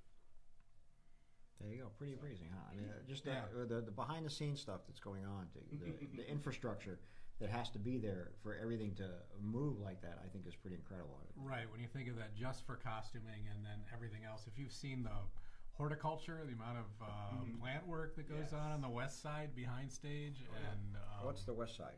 West Side Park is where all the good attractions are. West Side is Adventureland and Frontierland. For reference, they call Main Street. We're technically a part of Entertainment South. So if you think of Main Street as south, west, east, and north. Oh, okay. Yeah. So West Side Park is So that costuming you're talking about, the one when you see it, it looks like you feel like it's the original one, right? Or like one of the earliest ones at Disneyland on the east side, the main costuming place. It's got a date to the '60s. That building. We don't. At least I haven't ever had to report there. There's a spot near South. Gotcha. It's like there's costuming there. I think they refer to it as OARS, Old Administrative something. Right. So or the old admin building. So it's got offices and higher floors and stuff like that. But there's a pretty decent costume shop there. But I think it's primarily for entertainment and characters because it's the closest to stage. And there's one over there. There's an administration building that part of it is the Grand Canyon diorama. That sounds right. Yeah, if you get closer to like Team Disney Anaheim, the TDA side of things, which is not too far from Fantasyland, you can walk there. Also through Frontierland as well. Yeah. There are some of those buildings that have facades on top of them. Right, yeah. right. There's, I think they all have names. I forget what the name is. Yeah. But the one that I remember going to when I was in orientation, there was a separate building that we went to. That was a much larger costume warehouse where they do like longer fittings and scans and stuff like that. That's when you're getting onboarded. Yeah, it's amazing. Then of course the horses are taken care of backstage. Yes. There's parade float buildings, and there's buildings with parade floats that you haven't seen on stage in years. And it's all hidden there because we don't see it anywhere coming into the park. Remember how you come in on those from the parking lot on the little trams or whatever like that, and you're sort of backstage there, but you're not really seeing anything. Yeah, you kind of go past it basically. Over it or something, right? Yeah. The monorail goes over a cask egress point called Harbor Point. It's where a lot of people come in to like clock in. There's a Starbucks there. There's a bank. Right. Yeah. That's incredible if you think about it. And then a food service, obviously, right, would be another I wasn't gigantic even thinking of thing that. about. Jeez. All this that's going on behind the scenes so that we can walk through the park and feel the magic, let's say. Be in the fantasy. Be in the fantasy is pretty incredible. So we got costuming. What else would be there? Horticulture, animal services. I'm sure there's vehicle maintenance. There's, of course, ride maintenance. And there's a large, very secure platform backstage for most of the fireworks. And their fireworks are set on top of a lot of roofs back there, too. But the fireworks that go off behind the castle? Yeah. Is within the Disneyland park? Or is it back? I thought it was farther away than. A lot of the administration buildings and parade buildings and such that are back closer to Team Disney have fireworks on top of them. Yeah, but there's one main little kind of fenced area that's the bulk of them. I've heard that as well. I've not seen exactly where that is. But Yeah, I've heard that. it's kind. I think of it as being near that. Is it the ball entrance on the I think back? so. Yeah. That's interesting. Has there ever been a fire at Disneyland? Yes. Has it? I don't know. What I'm thinking of. What? When Old Fantasmic. Oh, yeah, well, fantastic. Well, sure, yeah, of course, yeah. But I mean, has there ever been a building or anything catch fire there? Look, I can say Universal Studios. Every 10 years, the backlot burns down. Right. It's a tradition almost. It feels like it. Yeah, it really does. They keep improving their backlot because they've made it more fireproof, but still, it seems like there's always a fire in the backlot of Universal Studios. Rides get burned up, things like that. But I've never heard of that happening at Disneyland ever. I'm trying to think about this. I have to be very careful here. Is there a secret? A secret fire? There's sort of. I don't know of any structure fire at Disneyland in any of the administration buildings or anything like that. I've never heard None of of the that. ride buildings ever that I think of. You're making a face like there was one. They didn't tell us. Haunted Mansion was on fire, and they said, just keep going. No. Pirates, that was a real fire in Pirates? Let me know. Yeah. That's the Pirates one. Yeah. There was a fire in Pirates of the Caribbean? Yeah. You've ever heard the story that the Anaheim Fire Department said, we have to have a shut-off switch because if there's a real fire, we're not going to be able to tell in here? No. You never heard that? That was an old, one of the trivia things you always hear about Pirates of the Caribbean. But there was an actual fire in there early on in the scenes. Really? Yeah. Wow. Yeah. And when you say early on, are you talking late 60s, early 70s? Yeah, I think late 60s. Early on? So why are you keeping it a secret? Well, they did. So is it still a secret? I don't think it is. Oh, here. Well, I just talked about it. Here, somebody just says, Pirates of the Caribbean had a fire and destroyed all of the costumes. Luckily, Alice Davis created copies of the costumes and had some that Yes, she created duplicates that without their permission, he says. Yeah, they didn't want her to spend the money to do it, and she was like, we kind of got to do this, and they were lucky that she did. Yeah. Really? Yeah. So it destroyed Well, where was the fire then? I know of a fire to one figure because I've seen photography of it. And it was, surprisingly, if I remember correctly, it's the guy with the hats on his head that's balancing to the boat. Yeah. Yeah. He burned up at one point. He caught fire? Has to be some kind of internal thing then. Sure. Because he's right there on the water, and it must have been some problem with his wiring. Mm-hmm. So I know that figure actually caught fire. Interesting. Yeah, I don't know about all of them. I'm not going to say that Well, it they're could be wrong several or not. costumes, Yeah. right? I'm not see gonna- there may be more to the story than I know, but I remember specifically photography of that. Well, somebody knows about it, so it's not a secret Yeah, anymore. yeah. So there you go. So Well, just I remember. relax. You're okay. I know that in the e-ticket magazine, when they interviewed Alice Davis, she talked about those duplicate costumes, and she might talk about the fire in there as well. I'll take a look at it. I'm just curious. Interesting. Very interesting. Yeah. Because you don't hear about that stuff at all. Yeah. It seems like that's very well kept under wraps. Well, they try to keep the real world out. I mean, I'm not talking about stopping a fire, obviously, but I was. This is a weird story, but I was at Disneyland during the Rodney King riots. Really? Yeah. A friend of mine had Club 33 reservations and for people that were visiting from San Francisco, and they canceled because you couldn't really fly from San Francisco to LA on those days. But my friend did not want to lose the reservation, so I got invited to go with my friends. And there was a curfew, but we're like, well, we're going to drive to Disneyland, and if they stop us, we're going to say we're driving home, and nobody bothered us. But I specifically remember that there was an aerial presence around the park, and there were cast members like inside Pirates of the Caribbean. There were people like dressed as pirates, kind of on the side in the early parts, just to make you feel secure. Yeah. I don't think there was any real concern of rioting there, but there was just this. So nobody could jump off the ride? Is that what you're saying, or something like that? They had I don't know. People it was stationed throughout the ride. Kind of, yeah. Like not throughout, but just that you saw them. Like, oh, okay, there's cast members here, and like we're not, just we're not alone. Or we're not like if anybody wanted to try something stupid, just for whatever reason. Yeah, it was an interesting time there. Interesting. That is very interesting. That would be that way, and. Well, that's very interesting that they would do that. They must have contingency plans for a lot of stuff, I mean, like you've read about Yippee Day. Sure, yeah, we've had a ton of stuff on that. Which was somebody asked me about the Jack Lindquist name tags. Yes, we got several from his estate. Years ago. I've had them for years. Honestly, I held them back, and so that's why you're seeing a few in these recent auctions, but we had two here, and we had a Frontierland specific. Yeah, I actually got several things from his estate through his family, and one was some of his name tags through the years. Yeah, so that's where those came from. But they must have contingencies for everything. Mm-hmm. Things we don't even think about. I'm sure, and backup plans and ways to go. I mean. It's incredible what they must do there, and they've had deaths in the park. We know the big one with the sailing ship Columbia years ago. Yeah, that was a biggie. And I had a friend who was in the park that day. Yeah, and they have contingencies in that, and a lot of it stems from Yuppie Day, because that was a sort of a surprise thing where well, it wasn't a surprise. They knew it was gonna happen, but they didn't know what was gonna happen. Right. And that's an interesting story, folks. If you feel like looking up.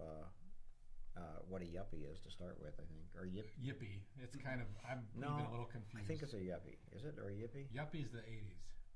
So it's a yippie, which wasn't a hippie. It was a young. It meant something, Yeah, it's a little different from hippie. I'm going to recommend the book Mouse Tales.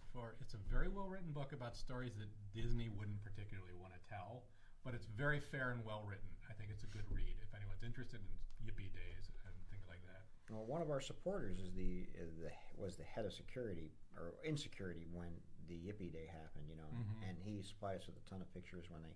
This is the only pictures you'll ever see of riot police on Main Street, lining up on Main Street, because they expected thousands of youth to come in and raise a lot of cane there, and they did get them, not thousands, they got hundreds.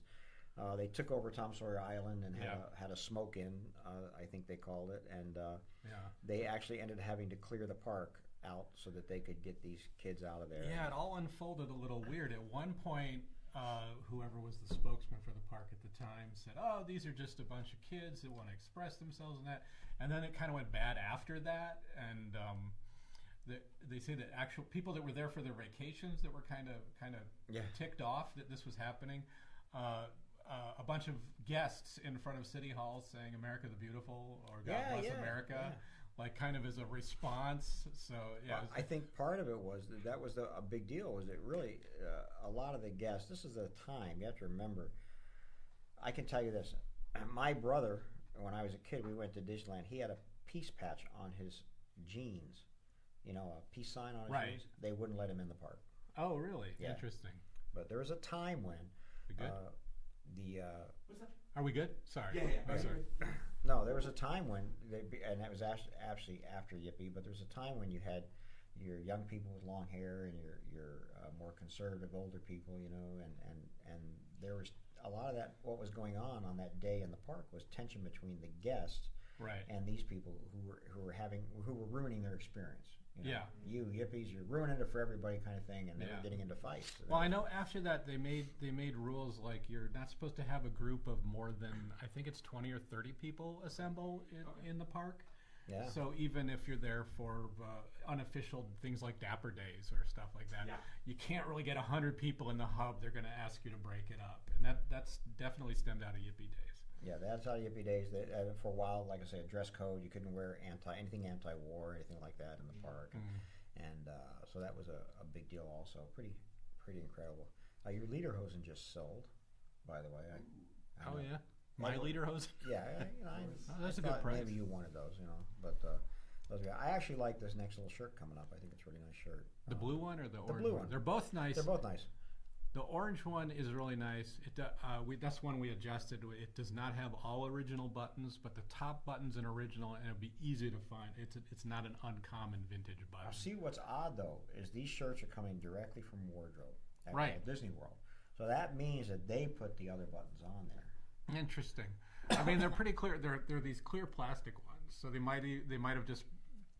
Because this had never gone to a collector and then had somebody replace the buttons or anything like that. See, so those buttons were replaced in wardrobe. See, these are these brown sort of wood tone supposed buttons to have the wood there. Look for Hawaiian shirts. Supposed to have wood buttons. Yeah. That's why So when you get to the orange one, the next one, the top one's like that, but the bottom ones are clear, and they might have just added those when they were clearing them out of inventory.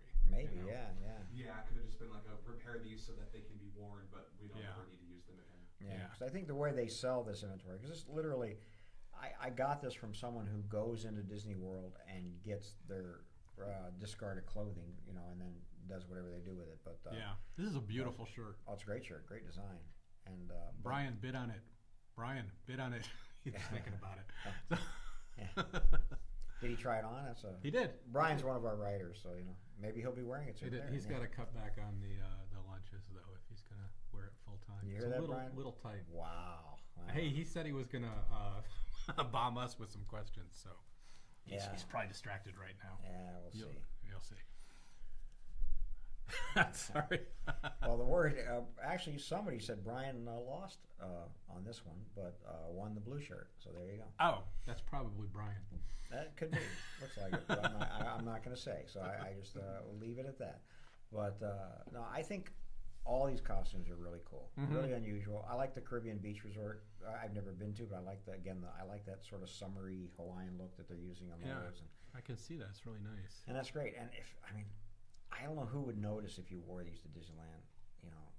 Because these are Polynesian resort. But what if you were in Walt Disney World and you wore the shirt? I wonder if somebody would say, "Hey, that's a shirt from here." Only if it's still active, Only if they're still wearing those. If there's cast members actually wearing them, you could wear that in the Polynesian resort. They're going to really pick on you for the. No, but I just wonder if somebody would comment on it. Hey, where'd you get that shirt? That's one of ours. Hey, you're wearing one of our shirts. I think that'd be cool. Yeah. And I've always wanted a chef shirt. If I could cook, I'd have this. I got one from the Grand Californian. A chef's coat? Yeah, Napa Rose. Do you wear it when you cook? I wear it for Halloween once. When you cook? Yes, I wear it when I cook. That's all I'm asking. I mean, what else? What other reason to have it? Yeah. Do you speak with an English accent? And I call people donkey. And say, "Oh, you donkey!" Yeah, and tell your wife to shut it down. And no, that's not going to happen. Just curious. I mean, you never know. Now, this is a good grouping of stuff, and I think our next auction still has some costumes in it. We got a nice supply, but I think you're going to see them run out in the next 2 online auctions. And I think There's some interesting pieces in the next auction. You know, we're building it right now, and I talked to you a little bit about this yesterday, but I found a group of paperwork that had a couple little surprises buried in it. There's a very early, it's a 1969 flyer that for a private event. It's just, you know, got pirate artwork of Mickey, but it says, you know, see the breathtaking haunted mansion, you know, is how they frame the attraction. So I love early haunted mansion stuff like that. Oh, that's interesting. Yeah. I would say the early stuff from the Haunted Mansion. The only thing we seem to get once in a while are the spoons from the ice cream shop, right? The those are spoons really that nice. say I never ice saw cream, those. I never before saw those you before open I the Haunted came here. Mansion.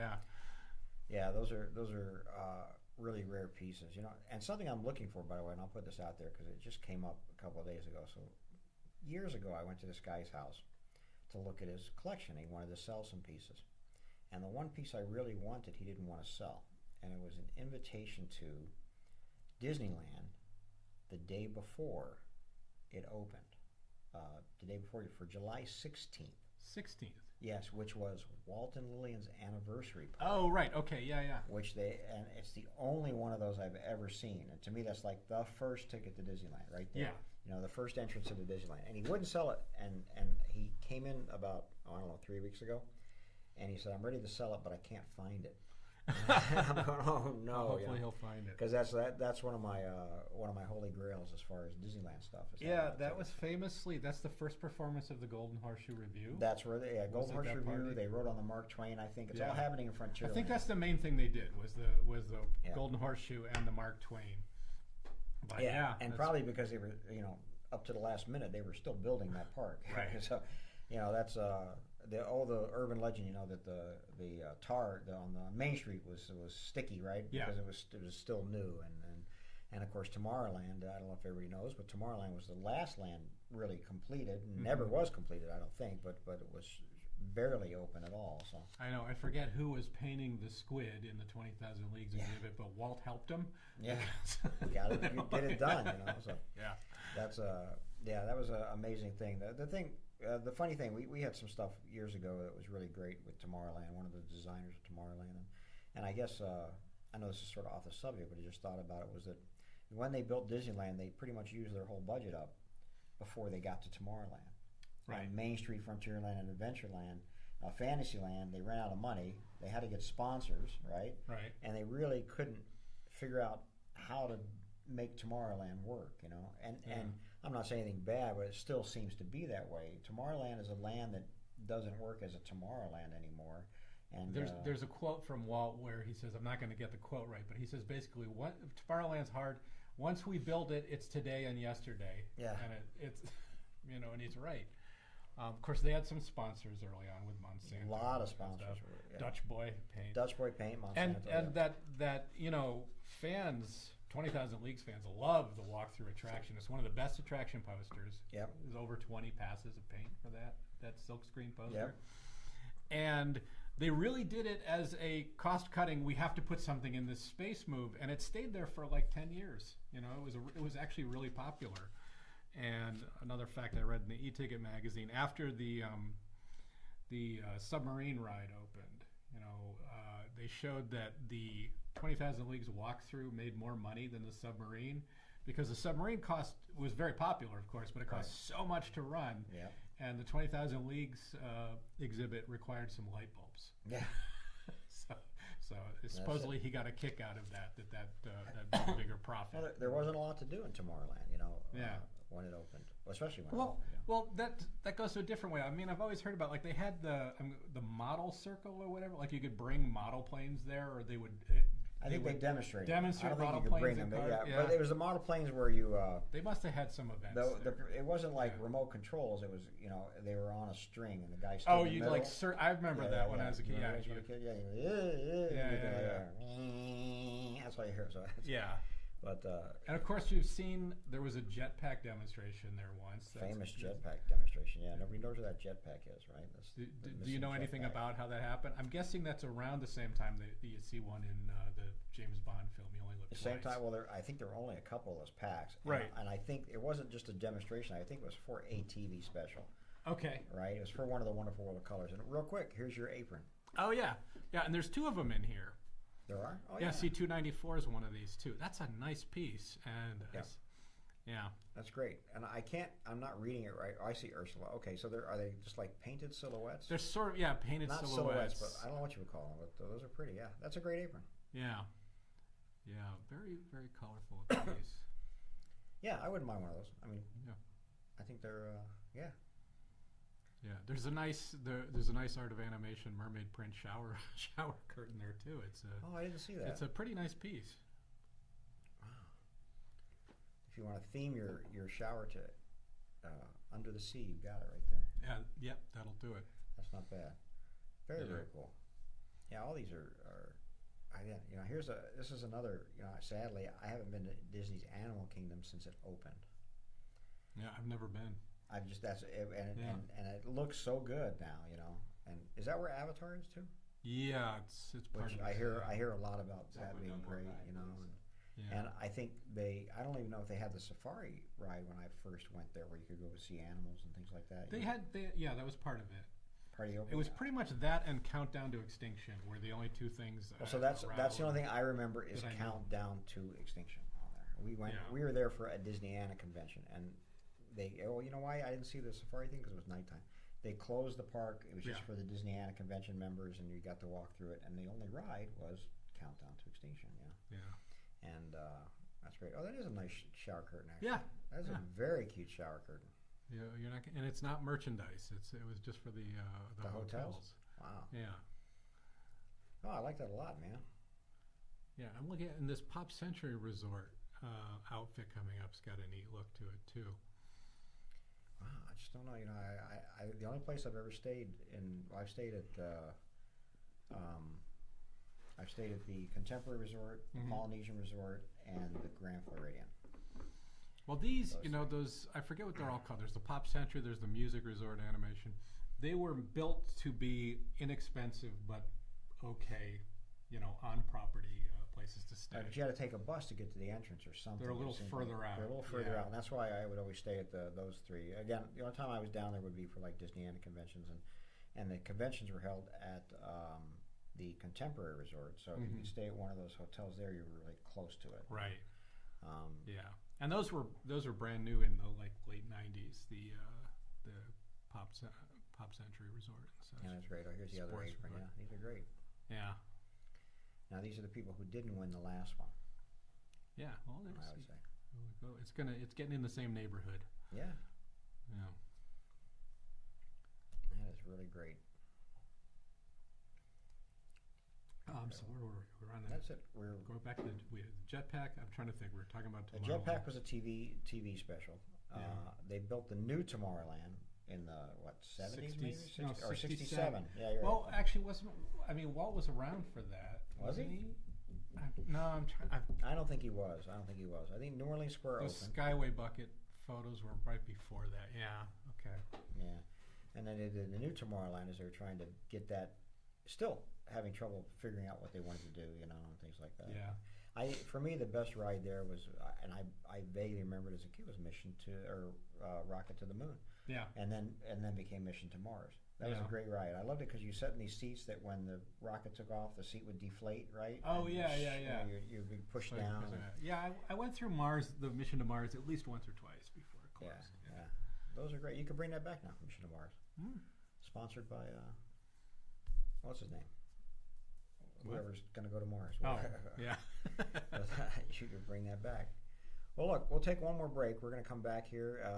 We're at 300 coming up on, and we have 430. 4:30. All right, yeah. So we'll come back in about 30 minutes for the end of the auction, guys. The bidding's going great right now. You're doing great on these costumes. Please keep it up, and we'll see you very soon.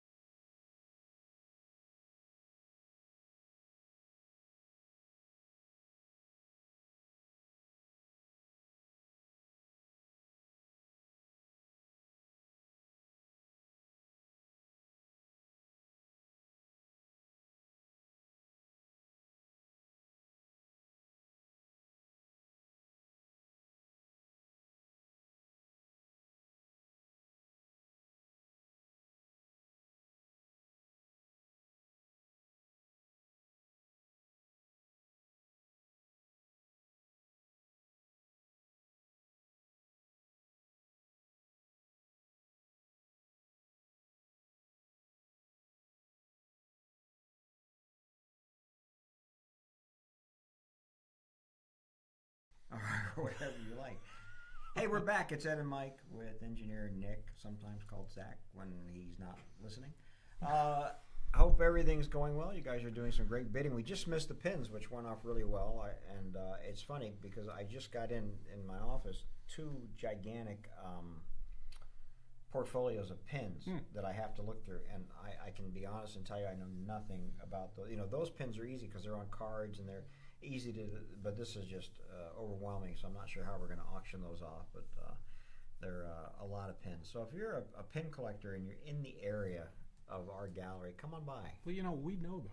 I just rather have somebody from the outside look at them and tell us what they think, you know. So anyway, Okay. if you feel like coming in and looking at pins, guys, come on in. I've got a bunch I've got to sort through and see. And I also, fascinating, I should have brought some in. So a lot of what we're selling, the pins and stuff, come from Fantasies Come True, Right. a Disneyland shop that recently closed, and we took over their inventory for them. And we have a warehouse where we're going through all of their inventory that they've been storing for years, and that's where I found a lot of these Disney auction pins on cards, right? Mm-hmm. So there's one box of pins. I opened it up, and there was a note in the top that said, "We did not know these were fake when we bought them." And they're fake Disney pins. Yes. Fascinating. Yes. I didn't. I said, and I. Well, There are a lot of fake Disney wait. pins. So I had to say, well, first thing I said, you know, why would you fake a $5 pin? Seems to me a lot to fake, you know, for a $5 pin. Right. Well, I have a whole box of them, and so I'm assuming these got out and have been around. Well, and I went online and I saw some information on, you know, the differences in the fake ones and the real ones. And do you know about this? These are counterfeit of collectible pins. Like Yes. Yeah. But not like. Well, I don't think they're. I'll go grab a couple. Okay. Yeah. Can you talk while I go get them? Yeah, sure. All right, I'll be right back because it just came to me. This is, you know, maybe. I mean, I'll talk, but as I know it, they're called on pinpicks.com, which is a great source for looking up information on pins, collectible pins.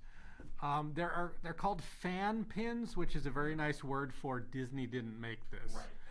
And some of those are just pins that do not exist, and they wanted to make, you know, Stitch in a way that hasn't been out there. Mm-hmm. And there are a few of them, though, that take a hard-to-get pin and kind of recreate them, but not that much. Less of that is what I've seen than the true fan pins. Hey, it's great to be back. Hey! So the So- one thing. Oh, Disney Studio Store Hollywood. So these are fake. These are fake pins, and you can see they don't really fit the backing card. That was what I thought was Right. odd, right? Can I open the Yeah, bag? sure. of these? Yeah. So, yeah, if you guys know about, I mean, I went online and they specifically show some of these pins and how the backing, you know, they're not as shiny on the back or something, you know, to make them So not, this is the Studio Store Hollywood. So this is the Hollywood Boulevard store. We've got a dark, beloved crossed out with dark on the card. And Disney Studio Store Hollywood limited edition 300. right. Same with thing ice, this says. with ice cream cones on the back. Yeah, with ice cream cone. on the Because back. that store is an ice cream shop. Oh, this is at the El Capitan, yeah. Yeah. Yeah. But That's right. you're sure these are fake? Well, that's interesting. That looks a little. It has to do with how shiny this is on the back or the finish Right. and things like that, you know, and the fact that they really don't fit these cards, which is very obvious to me. You know, I mean, if you were the marketing guy, you know, some of these are actually covering up the wording, you know, of the Disney thing. Yeah, that looks very suspect to me. Even the way that the text is laid out in the back doesn't look quite like the way Disney would do it, you know? Yeah. But it's just curious to me. I mean, how many of these could you sell that it's worth faking them? You know, I don't know. The question is how much does this cost? And it's a 300 limited edition 300 pin. Sure. So people would pay, even when it's first out, $50, maybe $100 for it. Sure, but you got to find. But you know, I mean, I don't know. I didn't realize the market was so strong that it would take this kind of thing. Are you looking up fake Disney pins now? No, I'm searching like Dark Tales pin on Pinpicks. I want to see. Oh, okay. I get nothing. Pinpicks can be a little hard. Pinpicks, which is a great place to see these for sure. You know, that's. So I'm seeing the real one. which are all Right. villain pins. They're big and round like this. I want to find. You can Google fake pins, because that's how Yeah, I yeah. did it. I think I Googled fake So here's Disney pins. here's the Cruella one. It was a villain pin trading event. It matches in appearance this pin. In addition 300. It has over the years. Let me see. There is a thing here about counterfeit. There is. It doesn't say anything, but they have that on each pin entry on PinPix. No, they look the same. They look pretty much the same. I just Yeah. think it's interesting that so I have a whole box of these, and like I say, with a note that says we didn't know these were fake when we bought them, which I thought was interesting, So. I mean, they could be sold honestly if you say this is a set of fakes, scrappers and fakes, counterfeits. We're talking about. Yeah, there's a whole thing online about the fake Dark Tales. Really? Yeah. This must have from been 2021. Is a new one. So the fake Dark Tales comparison fake versus real. The ones with marks are the fakes.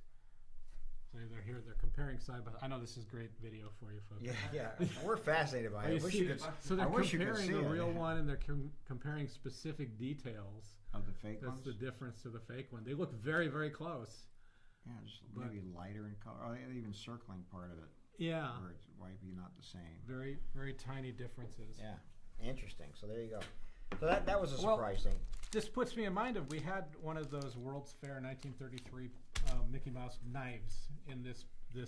Well, sure. In the 70s, they made the World's Fair knives. The Disneyland opening. These are pocket knives. You can find them everywhere. You'll see them on the internet. And people believe they're from when they say they're from, but they're not. They'll say World's Fair was spelled incorrectly. I think it's spelled World Fair without the apostrophe S. And then the Disneyland opening 1955 pocket knife, they didn't do that. They didn't make those knives for that. They were all made at the same time in the 70s. But and there's also these brass belt buckles.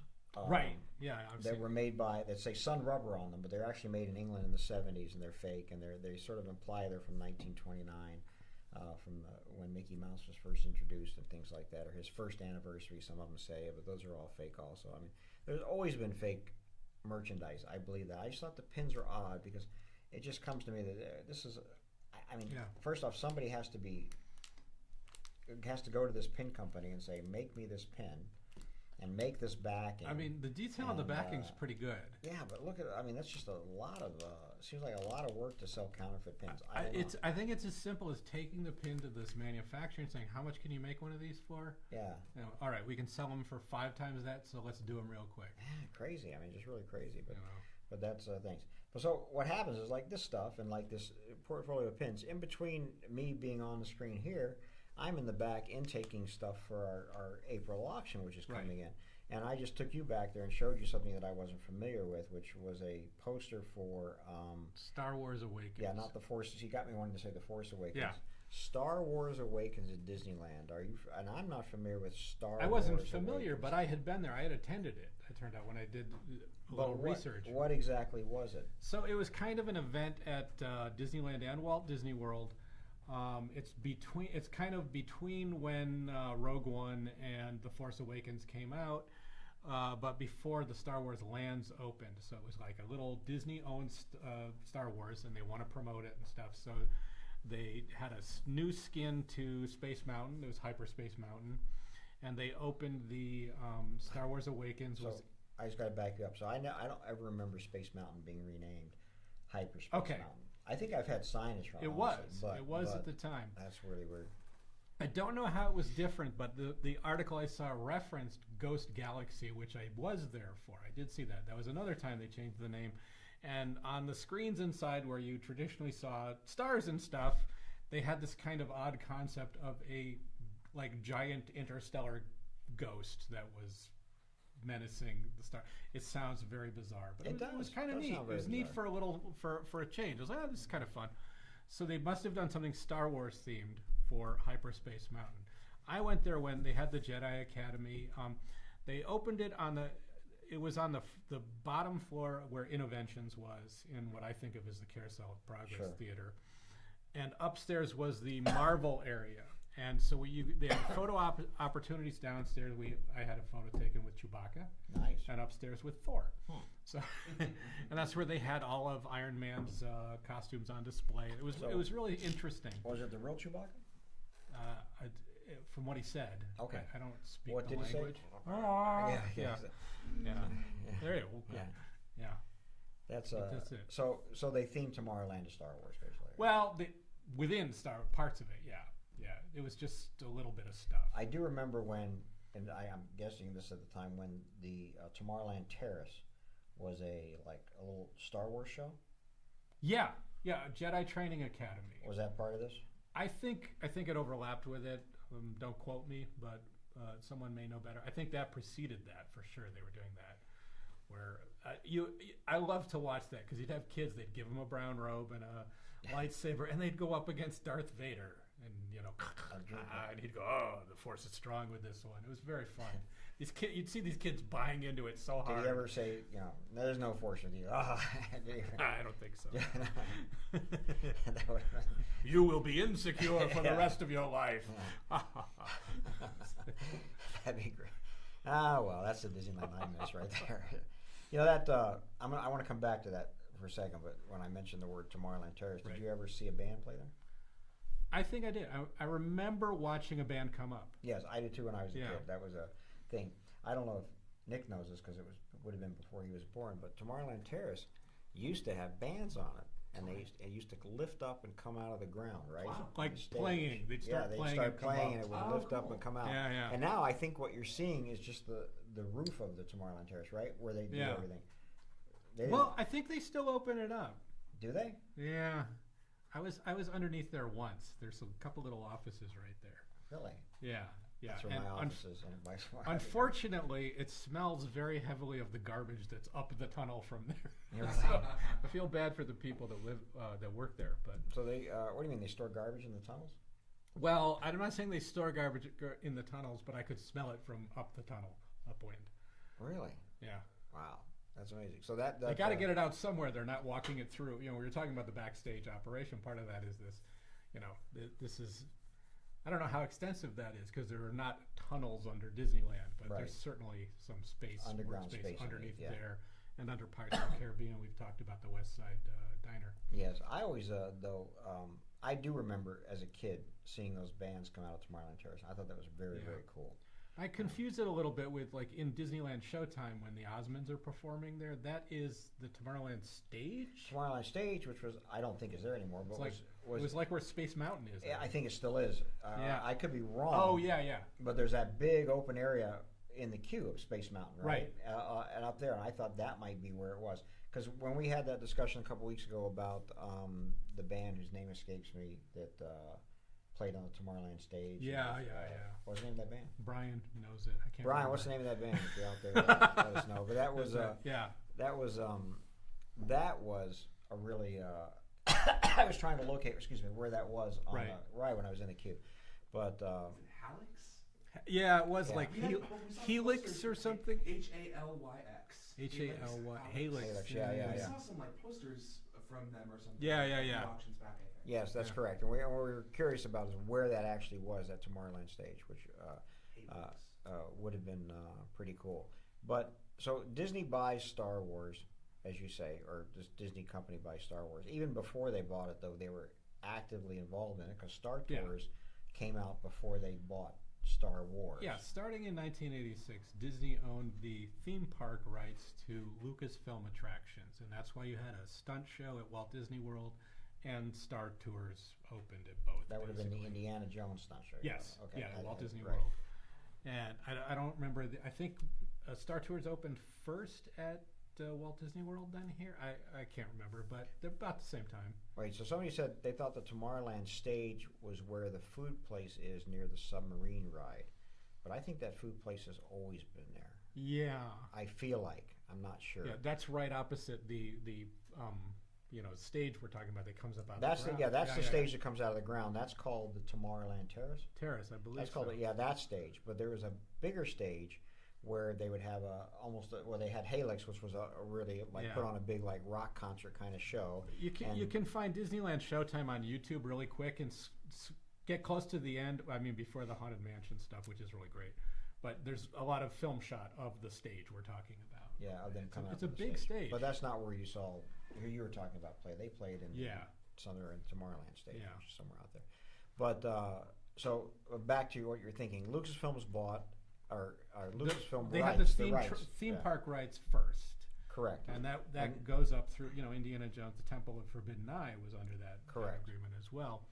But then in 2010 they a little later than that, 2012 they bought the rights to Lucasfilm's rights to Star Wars. So there's a little window there when it's like, well, Disney owns Star Wars now, but 20th Century Fox still does. So guess what they did?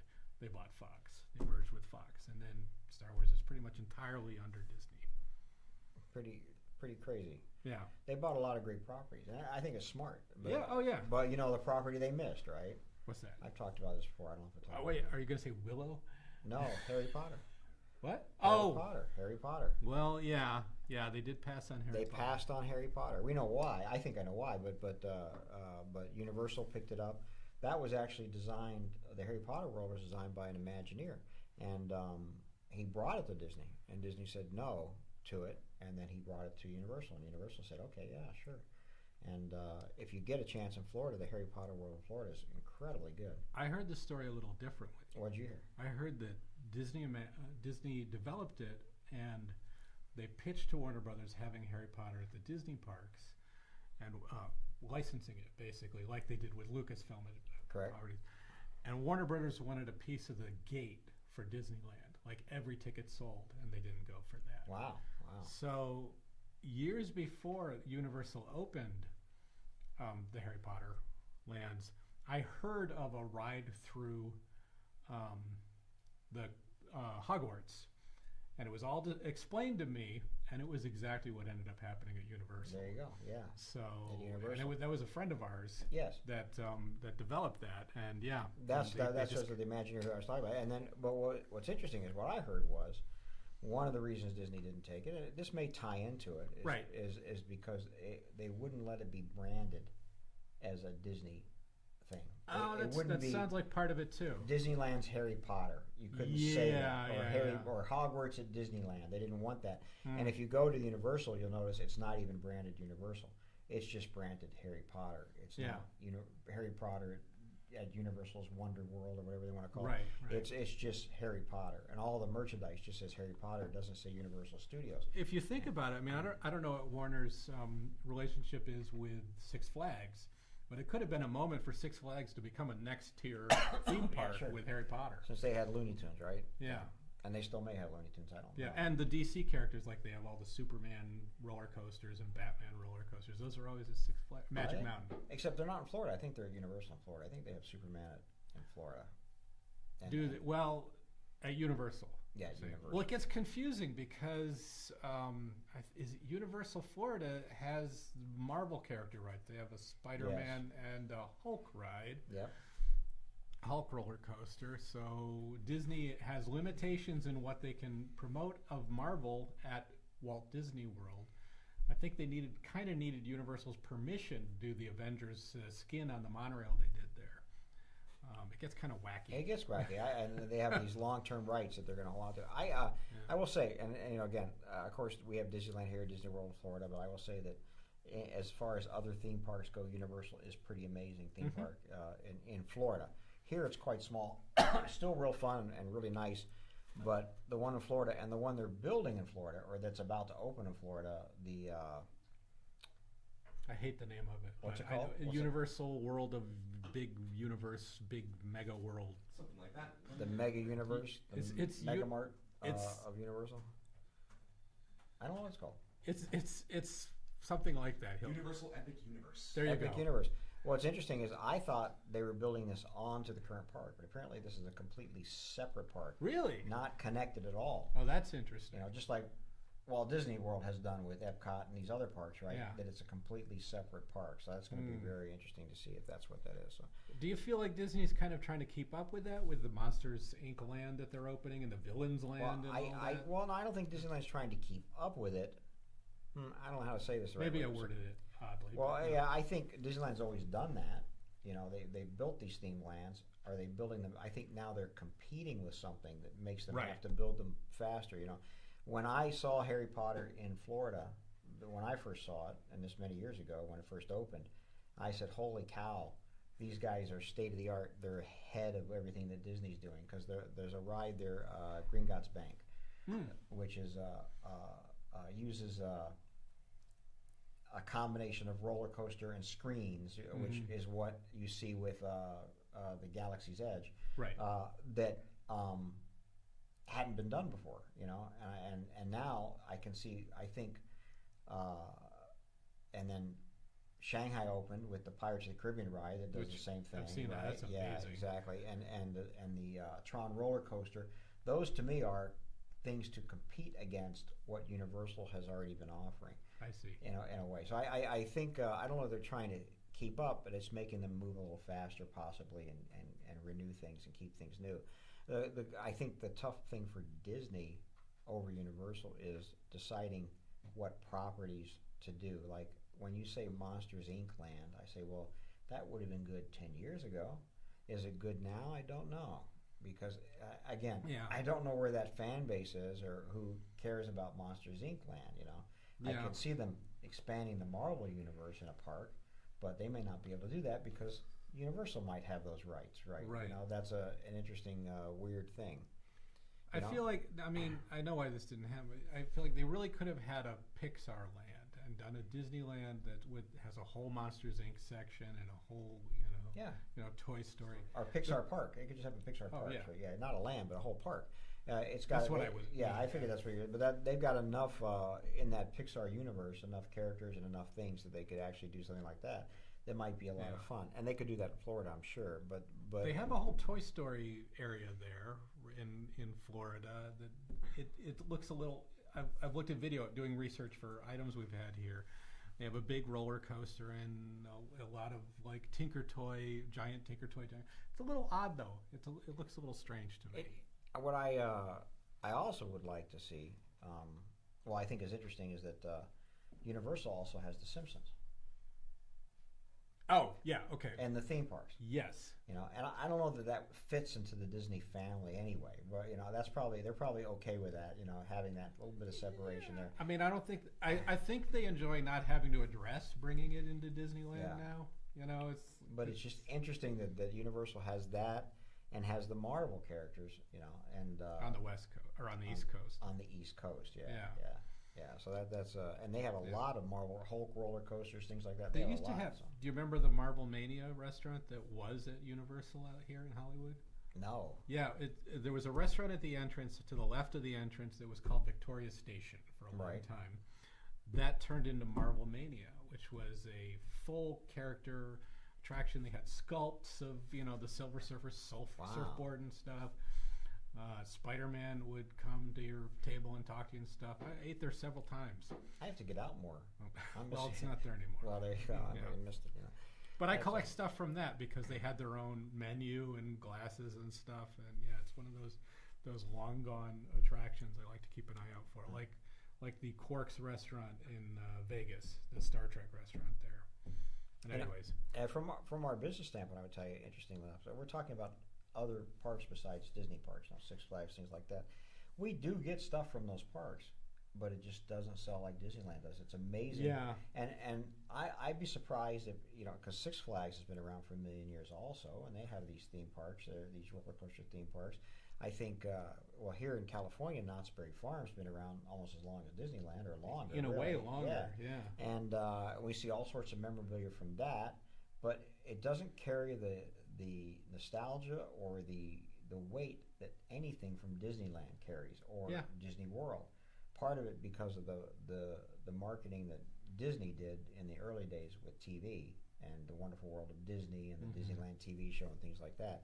making this place magical. Even if you didn't visit it as a kid, you knew what it was. Well, yeah, like Magic Mountain or even Six Flags and parks were known to their areas, their neighborhoods, where everyone in the country was seeing Disneyland in the 50s. Or like I always say, growing up in the early 70s, watching Walt Disney World on TV. Sure. On Sunday nights. I loved seeing that. I wanted to go there. That was the trick. You know, I mean, I could say that we had a Six Flags probably within 90 miles of us or 50 miles of us, and as a kid, and we would go there and ride the roller coasters, or Busch Gardens. I don't know if you guys know Busch Gardens. Busch Gardens near us, and in Williamsburg, Virginia, and we would go there all the time. And so yeah, I would go there. That was great. But the dream was always Walt Disney World or Disneyland. That's where I really wanted to be. And it was all because of the way it was presented and marketed more than anything else, I believe. And it still carries on today. We don't see any kind of market for Six Flags merchandise or Knott's Berry Farm or any of those other theme parks. Disney stuff. Nothing close to the level of Disney stuff. It's incredible how strong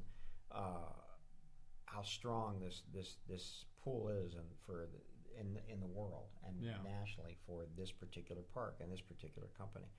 It's fascinating to me. That's part of what I like about this business, quite honestly. And we're winding down, guys. You've only got 28 more lots here.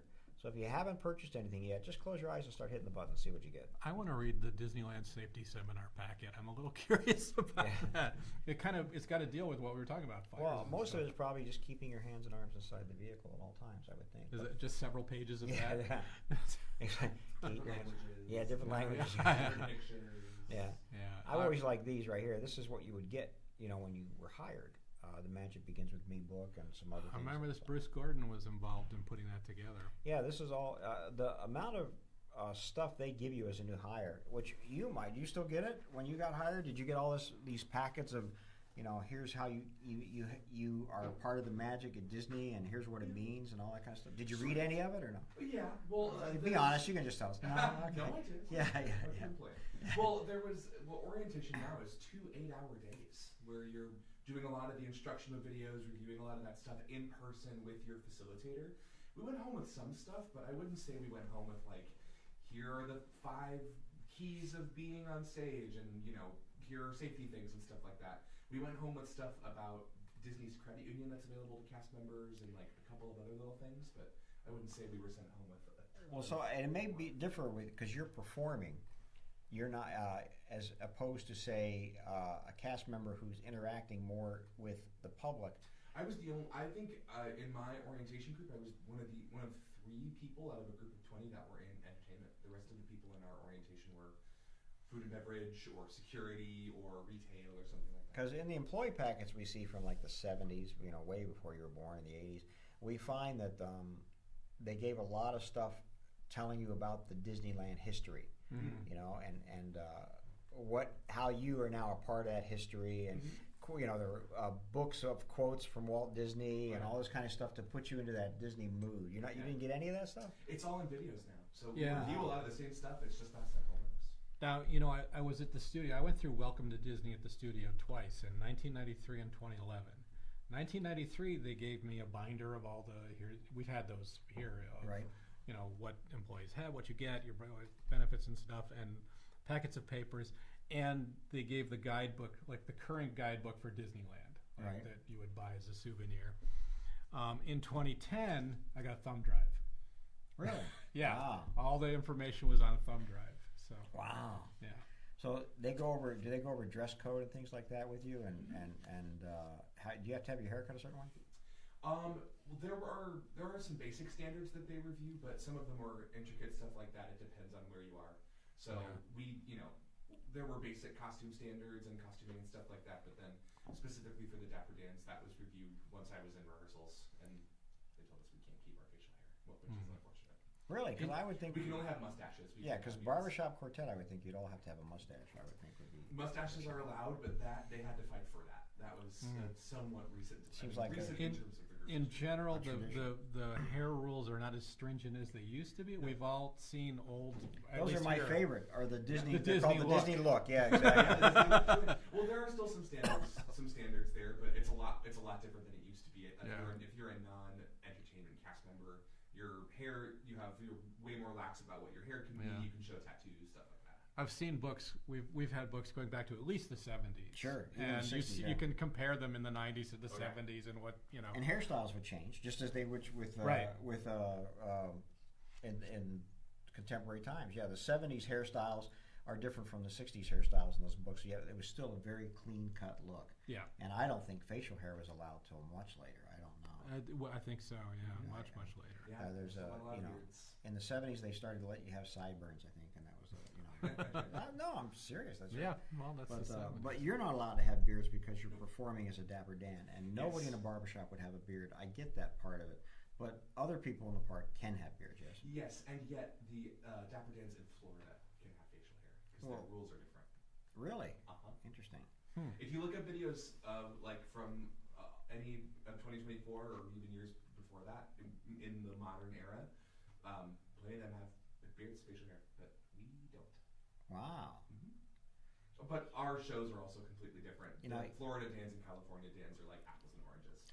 I don't want to get you in trouble, but you sound a little bit bitter. So I'm just like, I'm just- a Well, you little know, bit of FOMO or something like that. You I know? just like the way that I look more with the beard, and that's a personal preference. But Right. you know, the job is worth the sacrifice, at least so far. There you go. So There you go.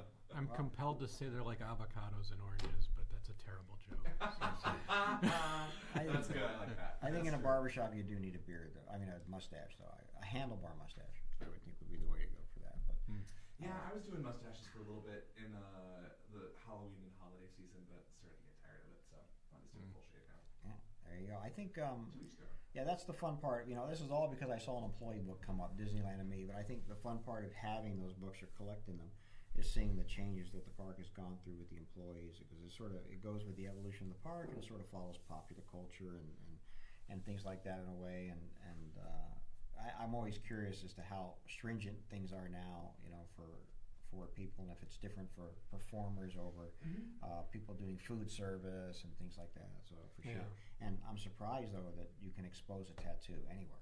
I think that's interesting. Yeah, again, I think there is a basic standard, but I think that now includes like non-human hair colors and tattoos and stuff like that. And then depending on where you are in the park, you may have additional standards to adhere to, like we do in the Dapper Dans.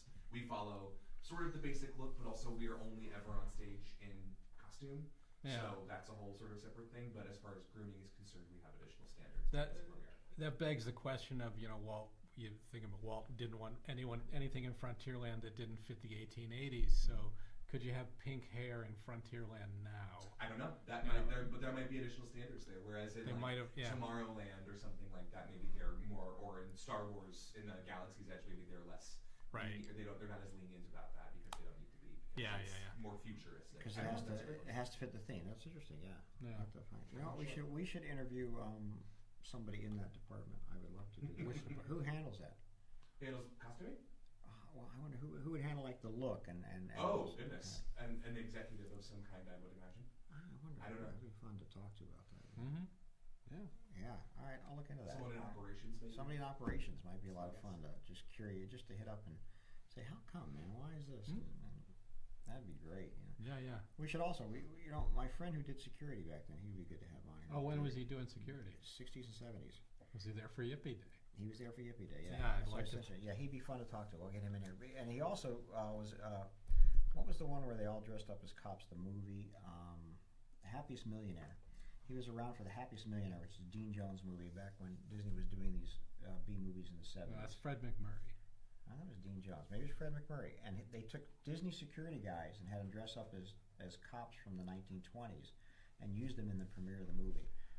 That was a big premiere at Pantages in Yes. Hollywood. And they lined the streets, and Yeah. they used their employees from Disneyland as the cops, so they Interesting. didn't have to hire anybody, I guess. And so that was very interesting and very cool. Yeah, Fred McMurray stars. And Fred McMurray, Happy's- Dean Jones, I don't know. It's earlier than it was Fred McMurray's, before the Dean Jones era. That's the one that, you know, Walt was involved in the production of it, but he passed away before the premiere. So that was the one right on the line. Yeah, but that he has pictures of that stuff too. It remind me. We'll have him in. He's a great guy. He's a very interesting guy. So that'll be a lot of fun. Boy, we're getting guests right now for our next few. We got to call and book them though. We got to. Oh, book them. Okay, yeah. That's part of that. That's something we'll definitely have to do and and have fun with it. You know, that's a great idea. In fact, I'm liking everything about that. So we'll make that happen. So that'll be great. Hey, we just passed, or they're still going, these Disneykins. I like these March Disneykins. You know, you can't see them, well maybe, but back on our wall behind us are tons of March Disneykins. Yeah. March Disneykins. March was a toy company out of New York State, and very famous toys in the 50s and 60s, and Disneykins was a big success for them. And I like those. I actually, we have these ones back here in little boxes. Something very charming about them, so I really like them. Yeah. Keep No, I them agree. as sets and go with that. I have the Ludwig von Drake on my desk. Do you really? Yeah.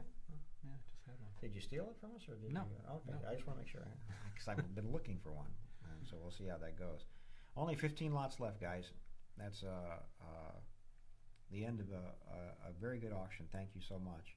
And our next auction, as I mentioned, will be in about 2 weeks, and hopefully we'll have that auction up online in about 3 or 4 days. Ed? Yeah. And it's real close. yeah. Hey, coming up, actually, in just a couple lots, you mentioned we were talking about the fakes, and the World's Fair pocket knife is coming up. I didn't realize you said there was one in this auction. I didn't actually realize there was one in this auction. I thought it went by. Maybe I was looking. No, at it's my phone. 423. It's coming up in all just a couple of minutes. So you can actually see again a watch that says 1933 on it, and the World's Fair, the 1933 World's Fair, Disney was represented there by Ingersoll. Yeah. That was when the Mickey Mouse watch, the first Mickey Mouse watch came out, right? But somebody got the idea to make these pocket knives with, like I say, some of them say Disneyland 1955, some of them say World's Fair. But if you look at is this one got Mickey on it? Yeah. Yeah. If you look at these watches, the Mickey is obviously a modern day Mickey. It's not what Mickey would have looked like from 1933. He's a pie-eye Mickey, but there's a pie-eye Mickey that is not the classic Mickey, right? No, it's a 70s invention. It's more like the logo Mickey or the of the time and things like that. So it's very good. We're getting into some of the toys and things like that here at the end, which I think is pretty cool. A mixture of Disneyland and just studio stuff. I've also come across Disneyland stuff, labeled as Disneyland stuff from the 30s. Yeah. Mostly overseas, mostly London, or mostly from England. Right. But they use the words Disneyland. Well, that's like this, that memory slate that just went by. That's a Disneyland England product. You know, I've seen a metal tray. Saw this in an antique store long ago. You might have seen one of these. It shows a picture of Disneyland, and it's Snow White and Mickey and like Donald, and it's just this. There's a castle in the background, but it's a very generic fantasy castle. Yep. It was just some invention in the late 30s, you know, for a tray. That's great stuff. So yeah, they use the word Disneyland before Disneyland was invented. That's what I was saying. Somebody just asked again, what kind of things are in the Clampett auction. As we mentioned earlier, there's a collection from Carl Stalling of original photographs of Walt Disney from the 1920s, about 23, 25, that are incredibly rare. Amazing artwork, and then the whole entire history of Warner Brothers is spelled out in artwork. Beanie and Cecil stuff, including puppets, very rare stuff. It's an incredibly good auction. Yeah, the puppets are amazing. I mean, that's the show. Yeah. These are the stars These of are the show. These are the stars of the show, yeah, it's crazy. And then Cat Mom, who talked to us earlier, her grandmother, it says, used to be, let me read this so I make sure I'm reading it right. She used to be in charge of giving tours to VIPs, presidents and celebrities, and mentioned that some people had to be disguised before they could go into the park. Oh, interesting. Which I've also heard of here. I've heard a little bit of that. Yeah. There's where they have to wear a disguise or be covered just to make sure they could get through the park without being mobbed. You know. I've seen that. I just was thinking of this today. There was news about Kaylee Cuoco. So once I was in the park and I saw a group of people coming, young people making a lot of noise. And I saw a Disneyland guide with them, right, in the kind of Scottish tartan outfit. Mm-hmm. So I'm like, oh, there's probably a celebrity here. And I looked at this group of like 8 people, and one of them was dressed very nondescript in black sweats. It was Kaylee Cuoco from The Big Bang Theory at the time that was on. Funny. So I was like, oh, okay. It's like I kind of, sussed. She's there with her friends, but she was dressed to not be noticed. I've never seen a celebrity at Disneyland, or Every time I've spotted one, except for Ben Stiller once, was kind of on display at the Tiki Room in a very weird way. But I spot the guide first. But if you notice the guide and check who they're with, a lot of the times it's a celebrity. That'll tell you. Yeah, that's funny. That's funny. I've been in Club 33 and seen celebrities there, but I've never seen them like walking around the park and enjoying the park. You know, I spent a couple times a couple weeks with the publicity department at Disneyland getting their photo collection in order. And the photographer there, every day there was somebody like one of the Ava Longoria or somebody. She's going to be in the park. We're going to try to do a photo with 3. So they'd get people in with a pass and stuff, and they say, "Hey, we'd just like to take a picture of you," you know. And he would run out to do that, and usually that was fine. And sometimes it didn't happen. They're like, she wasn't really in a good mood, so we didn't do it. But it was just this little, comp thing. They'd say, "Yeah, of course you can come, and we'll let you in, and we just want to get a photo of you during the day." And they just use it for general publicity. No, it's funny. That would happen a lot. And you had to put those put them in order for them?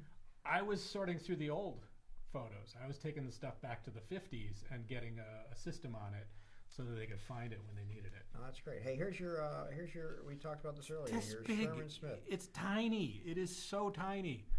And so somebody. So it's a miniature doll. It's 2 inches tall. Really? It's absolutely tiny. And this is a known guy, Sherman Smith, 1950s. Well, when I say, he's known for those. Sherman Smith started making dolls in 1955. You search eBay, there's 3 of them on there, all at $100 a piece. Pinocchio and 2 other characters. Wow, then this Not is a Disney great deal. characters. Yeah, this you is could a great buy deal. this and put this on eBay, is that what you're saying? Well, yeah. All right, I'm just saying. I'm saying 17 people were watching it at $100, so, Wow. $30 is a good deal. Well, only one of them has found us so far, so there you go. That's or 2 actually. 2. Right there, yeah. So but that's good. That's a great deal then. Yeah. So it's an interesting little piece that I wasn't aware of. It's not technically a Disney Pinocchio, obviously, but always everybody gets that.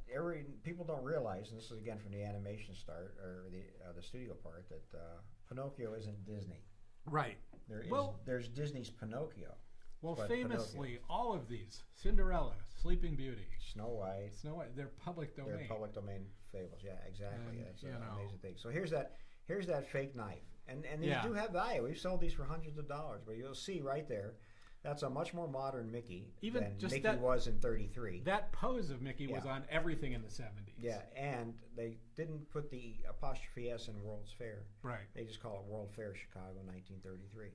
And you can find this exact same knife with Disneyland 1955, or Disneyland opening day, I think it says 1955, which was another one that they, tended to fake. But sometimes fakes have value, and in this case they do. Yeah.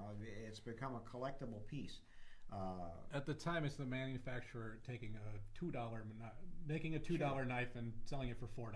Absolutely. And I always wonder though, where were these sold and who sold these? I Right. mean, somebody had to make these and then sell them as if they're from 1933. It feels to me like the stuff you'd see in boxes at swap meets and stuff. Maybe, but you still have to obtain that. That person had to obtain it somewhere. Yeah, Somebody's got to say, "Hey, you want to buy a bunch of these?" I just always wonder how that stuff gets out and gets around. Pretty funny. This is a nice lamp. I've never here, seen too. this lamp. Yeah. Yeah, it's in the box. It's great. It's Japanese production produced. There's a lot of stuff, 60s, 70s, 50s too. Japanese produced. That's really phenomenal. They were making toys and doing well things. made. Yeah, Very well made. Yeah, actually, really cool stuff for the time period, especially. And even actually, if you go back to the 30s, there's a lot of Japanese stuff, but it was usually horribly off model. Right. And that's when. This is an odd fit in the auction this week. I didn't know where to put it. So what it's is buy it? other toys. It's Aliens toys. Not even Disney. Not even Disney. Wow, but there's Yeah. 4 of them. 4 hover treads. Seems like a good deal. I As guess much so. as I know about hover treads. Yeah, well, it's next to Disney is my second or third favorite thing in the world. Yeah. Hover treads, whatever that means. I haven't seen this movie in 1,000 years, but that's hey, somebody wants them. Those are 1992 toys. So I like what's coming up next. Honestly, those are neat. Yeah, they you have to know that Paint-A-Tunes. This was an attempt by somebody, and I don't think these barely were on the market. In Right. the 80s, when animation collecting was really big, somebody said we should make these kits where you can paint your own cartoons. And they did Disney, they did everything, every studio. They got the license, put these out. I just don't remember these selling very well. Yeah. But they're just really a cute idea, especially back when they painted cels. You know? I learned about these just recently. Tom has the Roger Rabbit one. Yeah. They Which made 'em all. fits. It makes sense. Roger Rabbit would go for that at the time, right? No, it was great. But again, they were still painting cels at the time, so then it became a lost art, and it was long gone. Yeah. And hey, who doesn't love a goofy phone? We're on the last few. Does this work? Did you see it work? Do you know? I don't know if we plugged it in and tested it. It probably There's says, I can't read Goofy the speaks description. and moves when the demo button is pressed. That's the good. function we tested for. There you go. It's hard to test a phone, plugging into a wall these days. It is. It's very hard. See, it used to be, Nick, before you were born, that people had to use phones that were Attached to buildings. and You know what I'm saying? yeah, Really, right. they had to be plugged And into they had to be the plugged wall. into the wall. Yeah, it's a whole different thing. You know? That sounds So, crazy. yeah, that's what. That's, But this reminds me, we did confirm, David confirmed that on Main Street they still have the party line you can listen to. There's one phone. yeah, and the still hooked up in and Smith I it's forget a what it's coffee called. place now, right? Yeah. Oh, yeah. Yeah.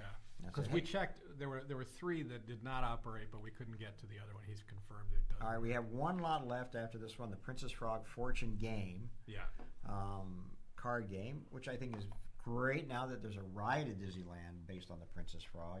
Right. I honestly thought the movie was going to come and go, and they've actually kept it alive really well. So I think that's a great thing.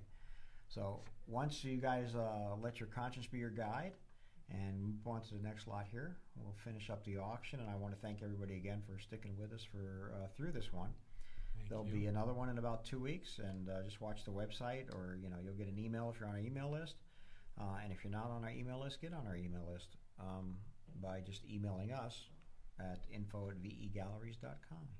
All right. And here we go. Here's the last one. There it is. Wow, there it is. $10 is a deal.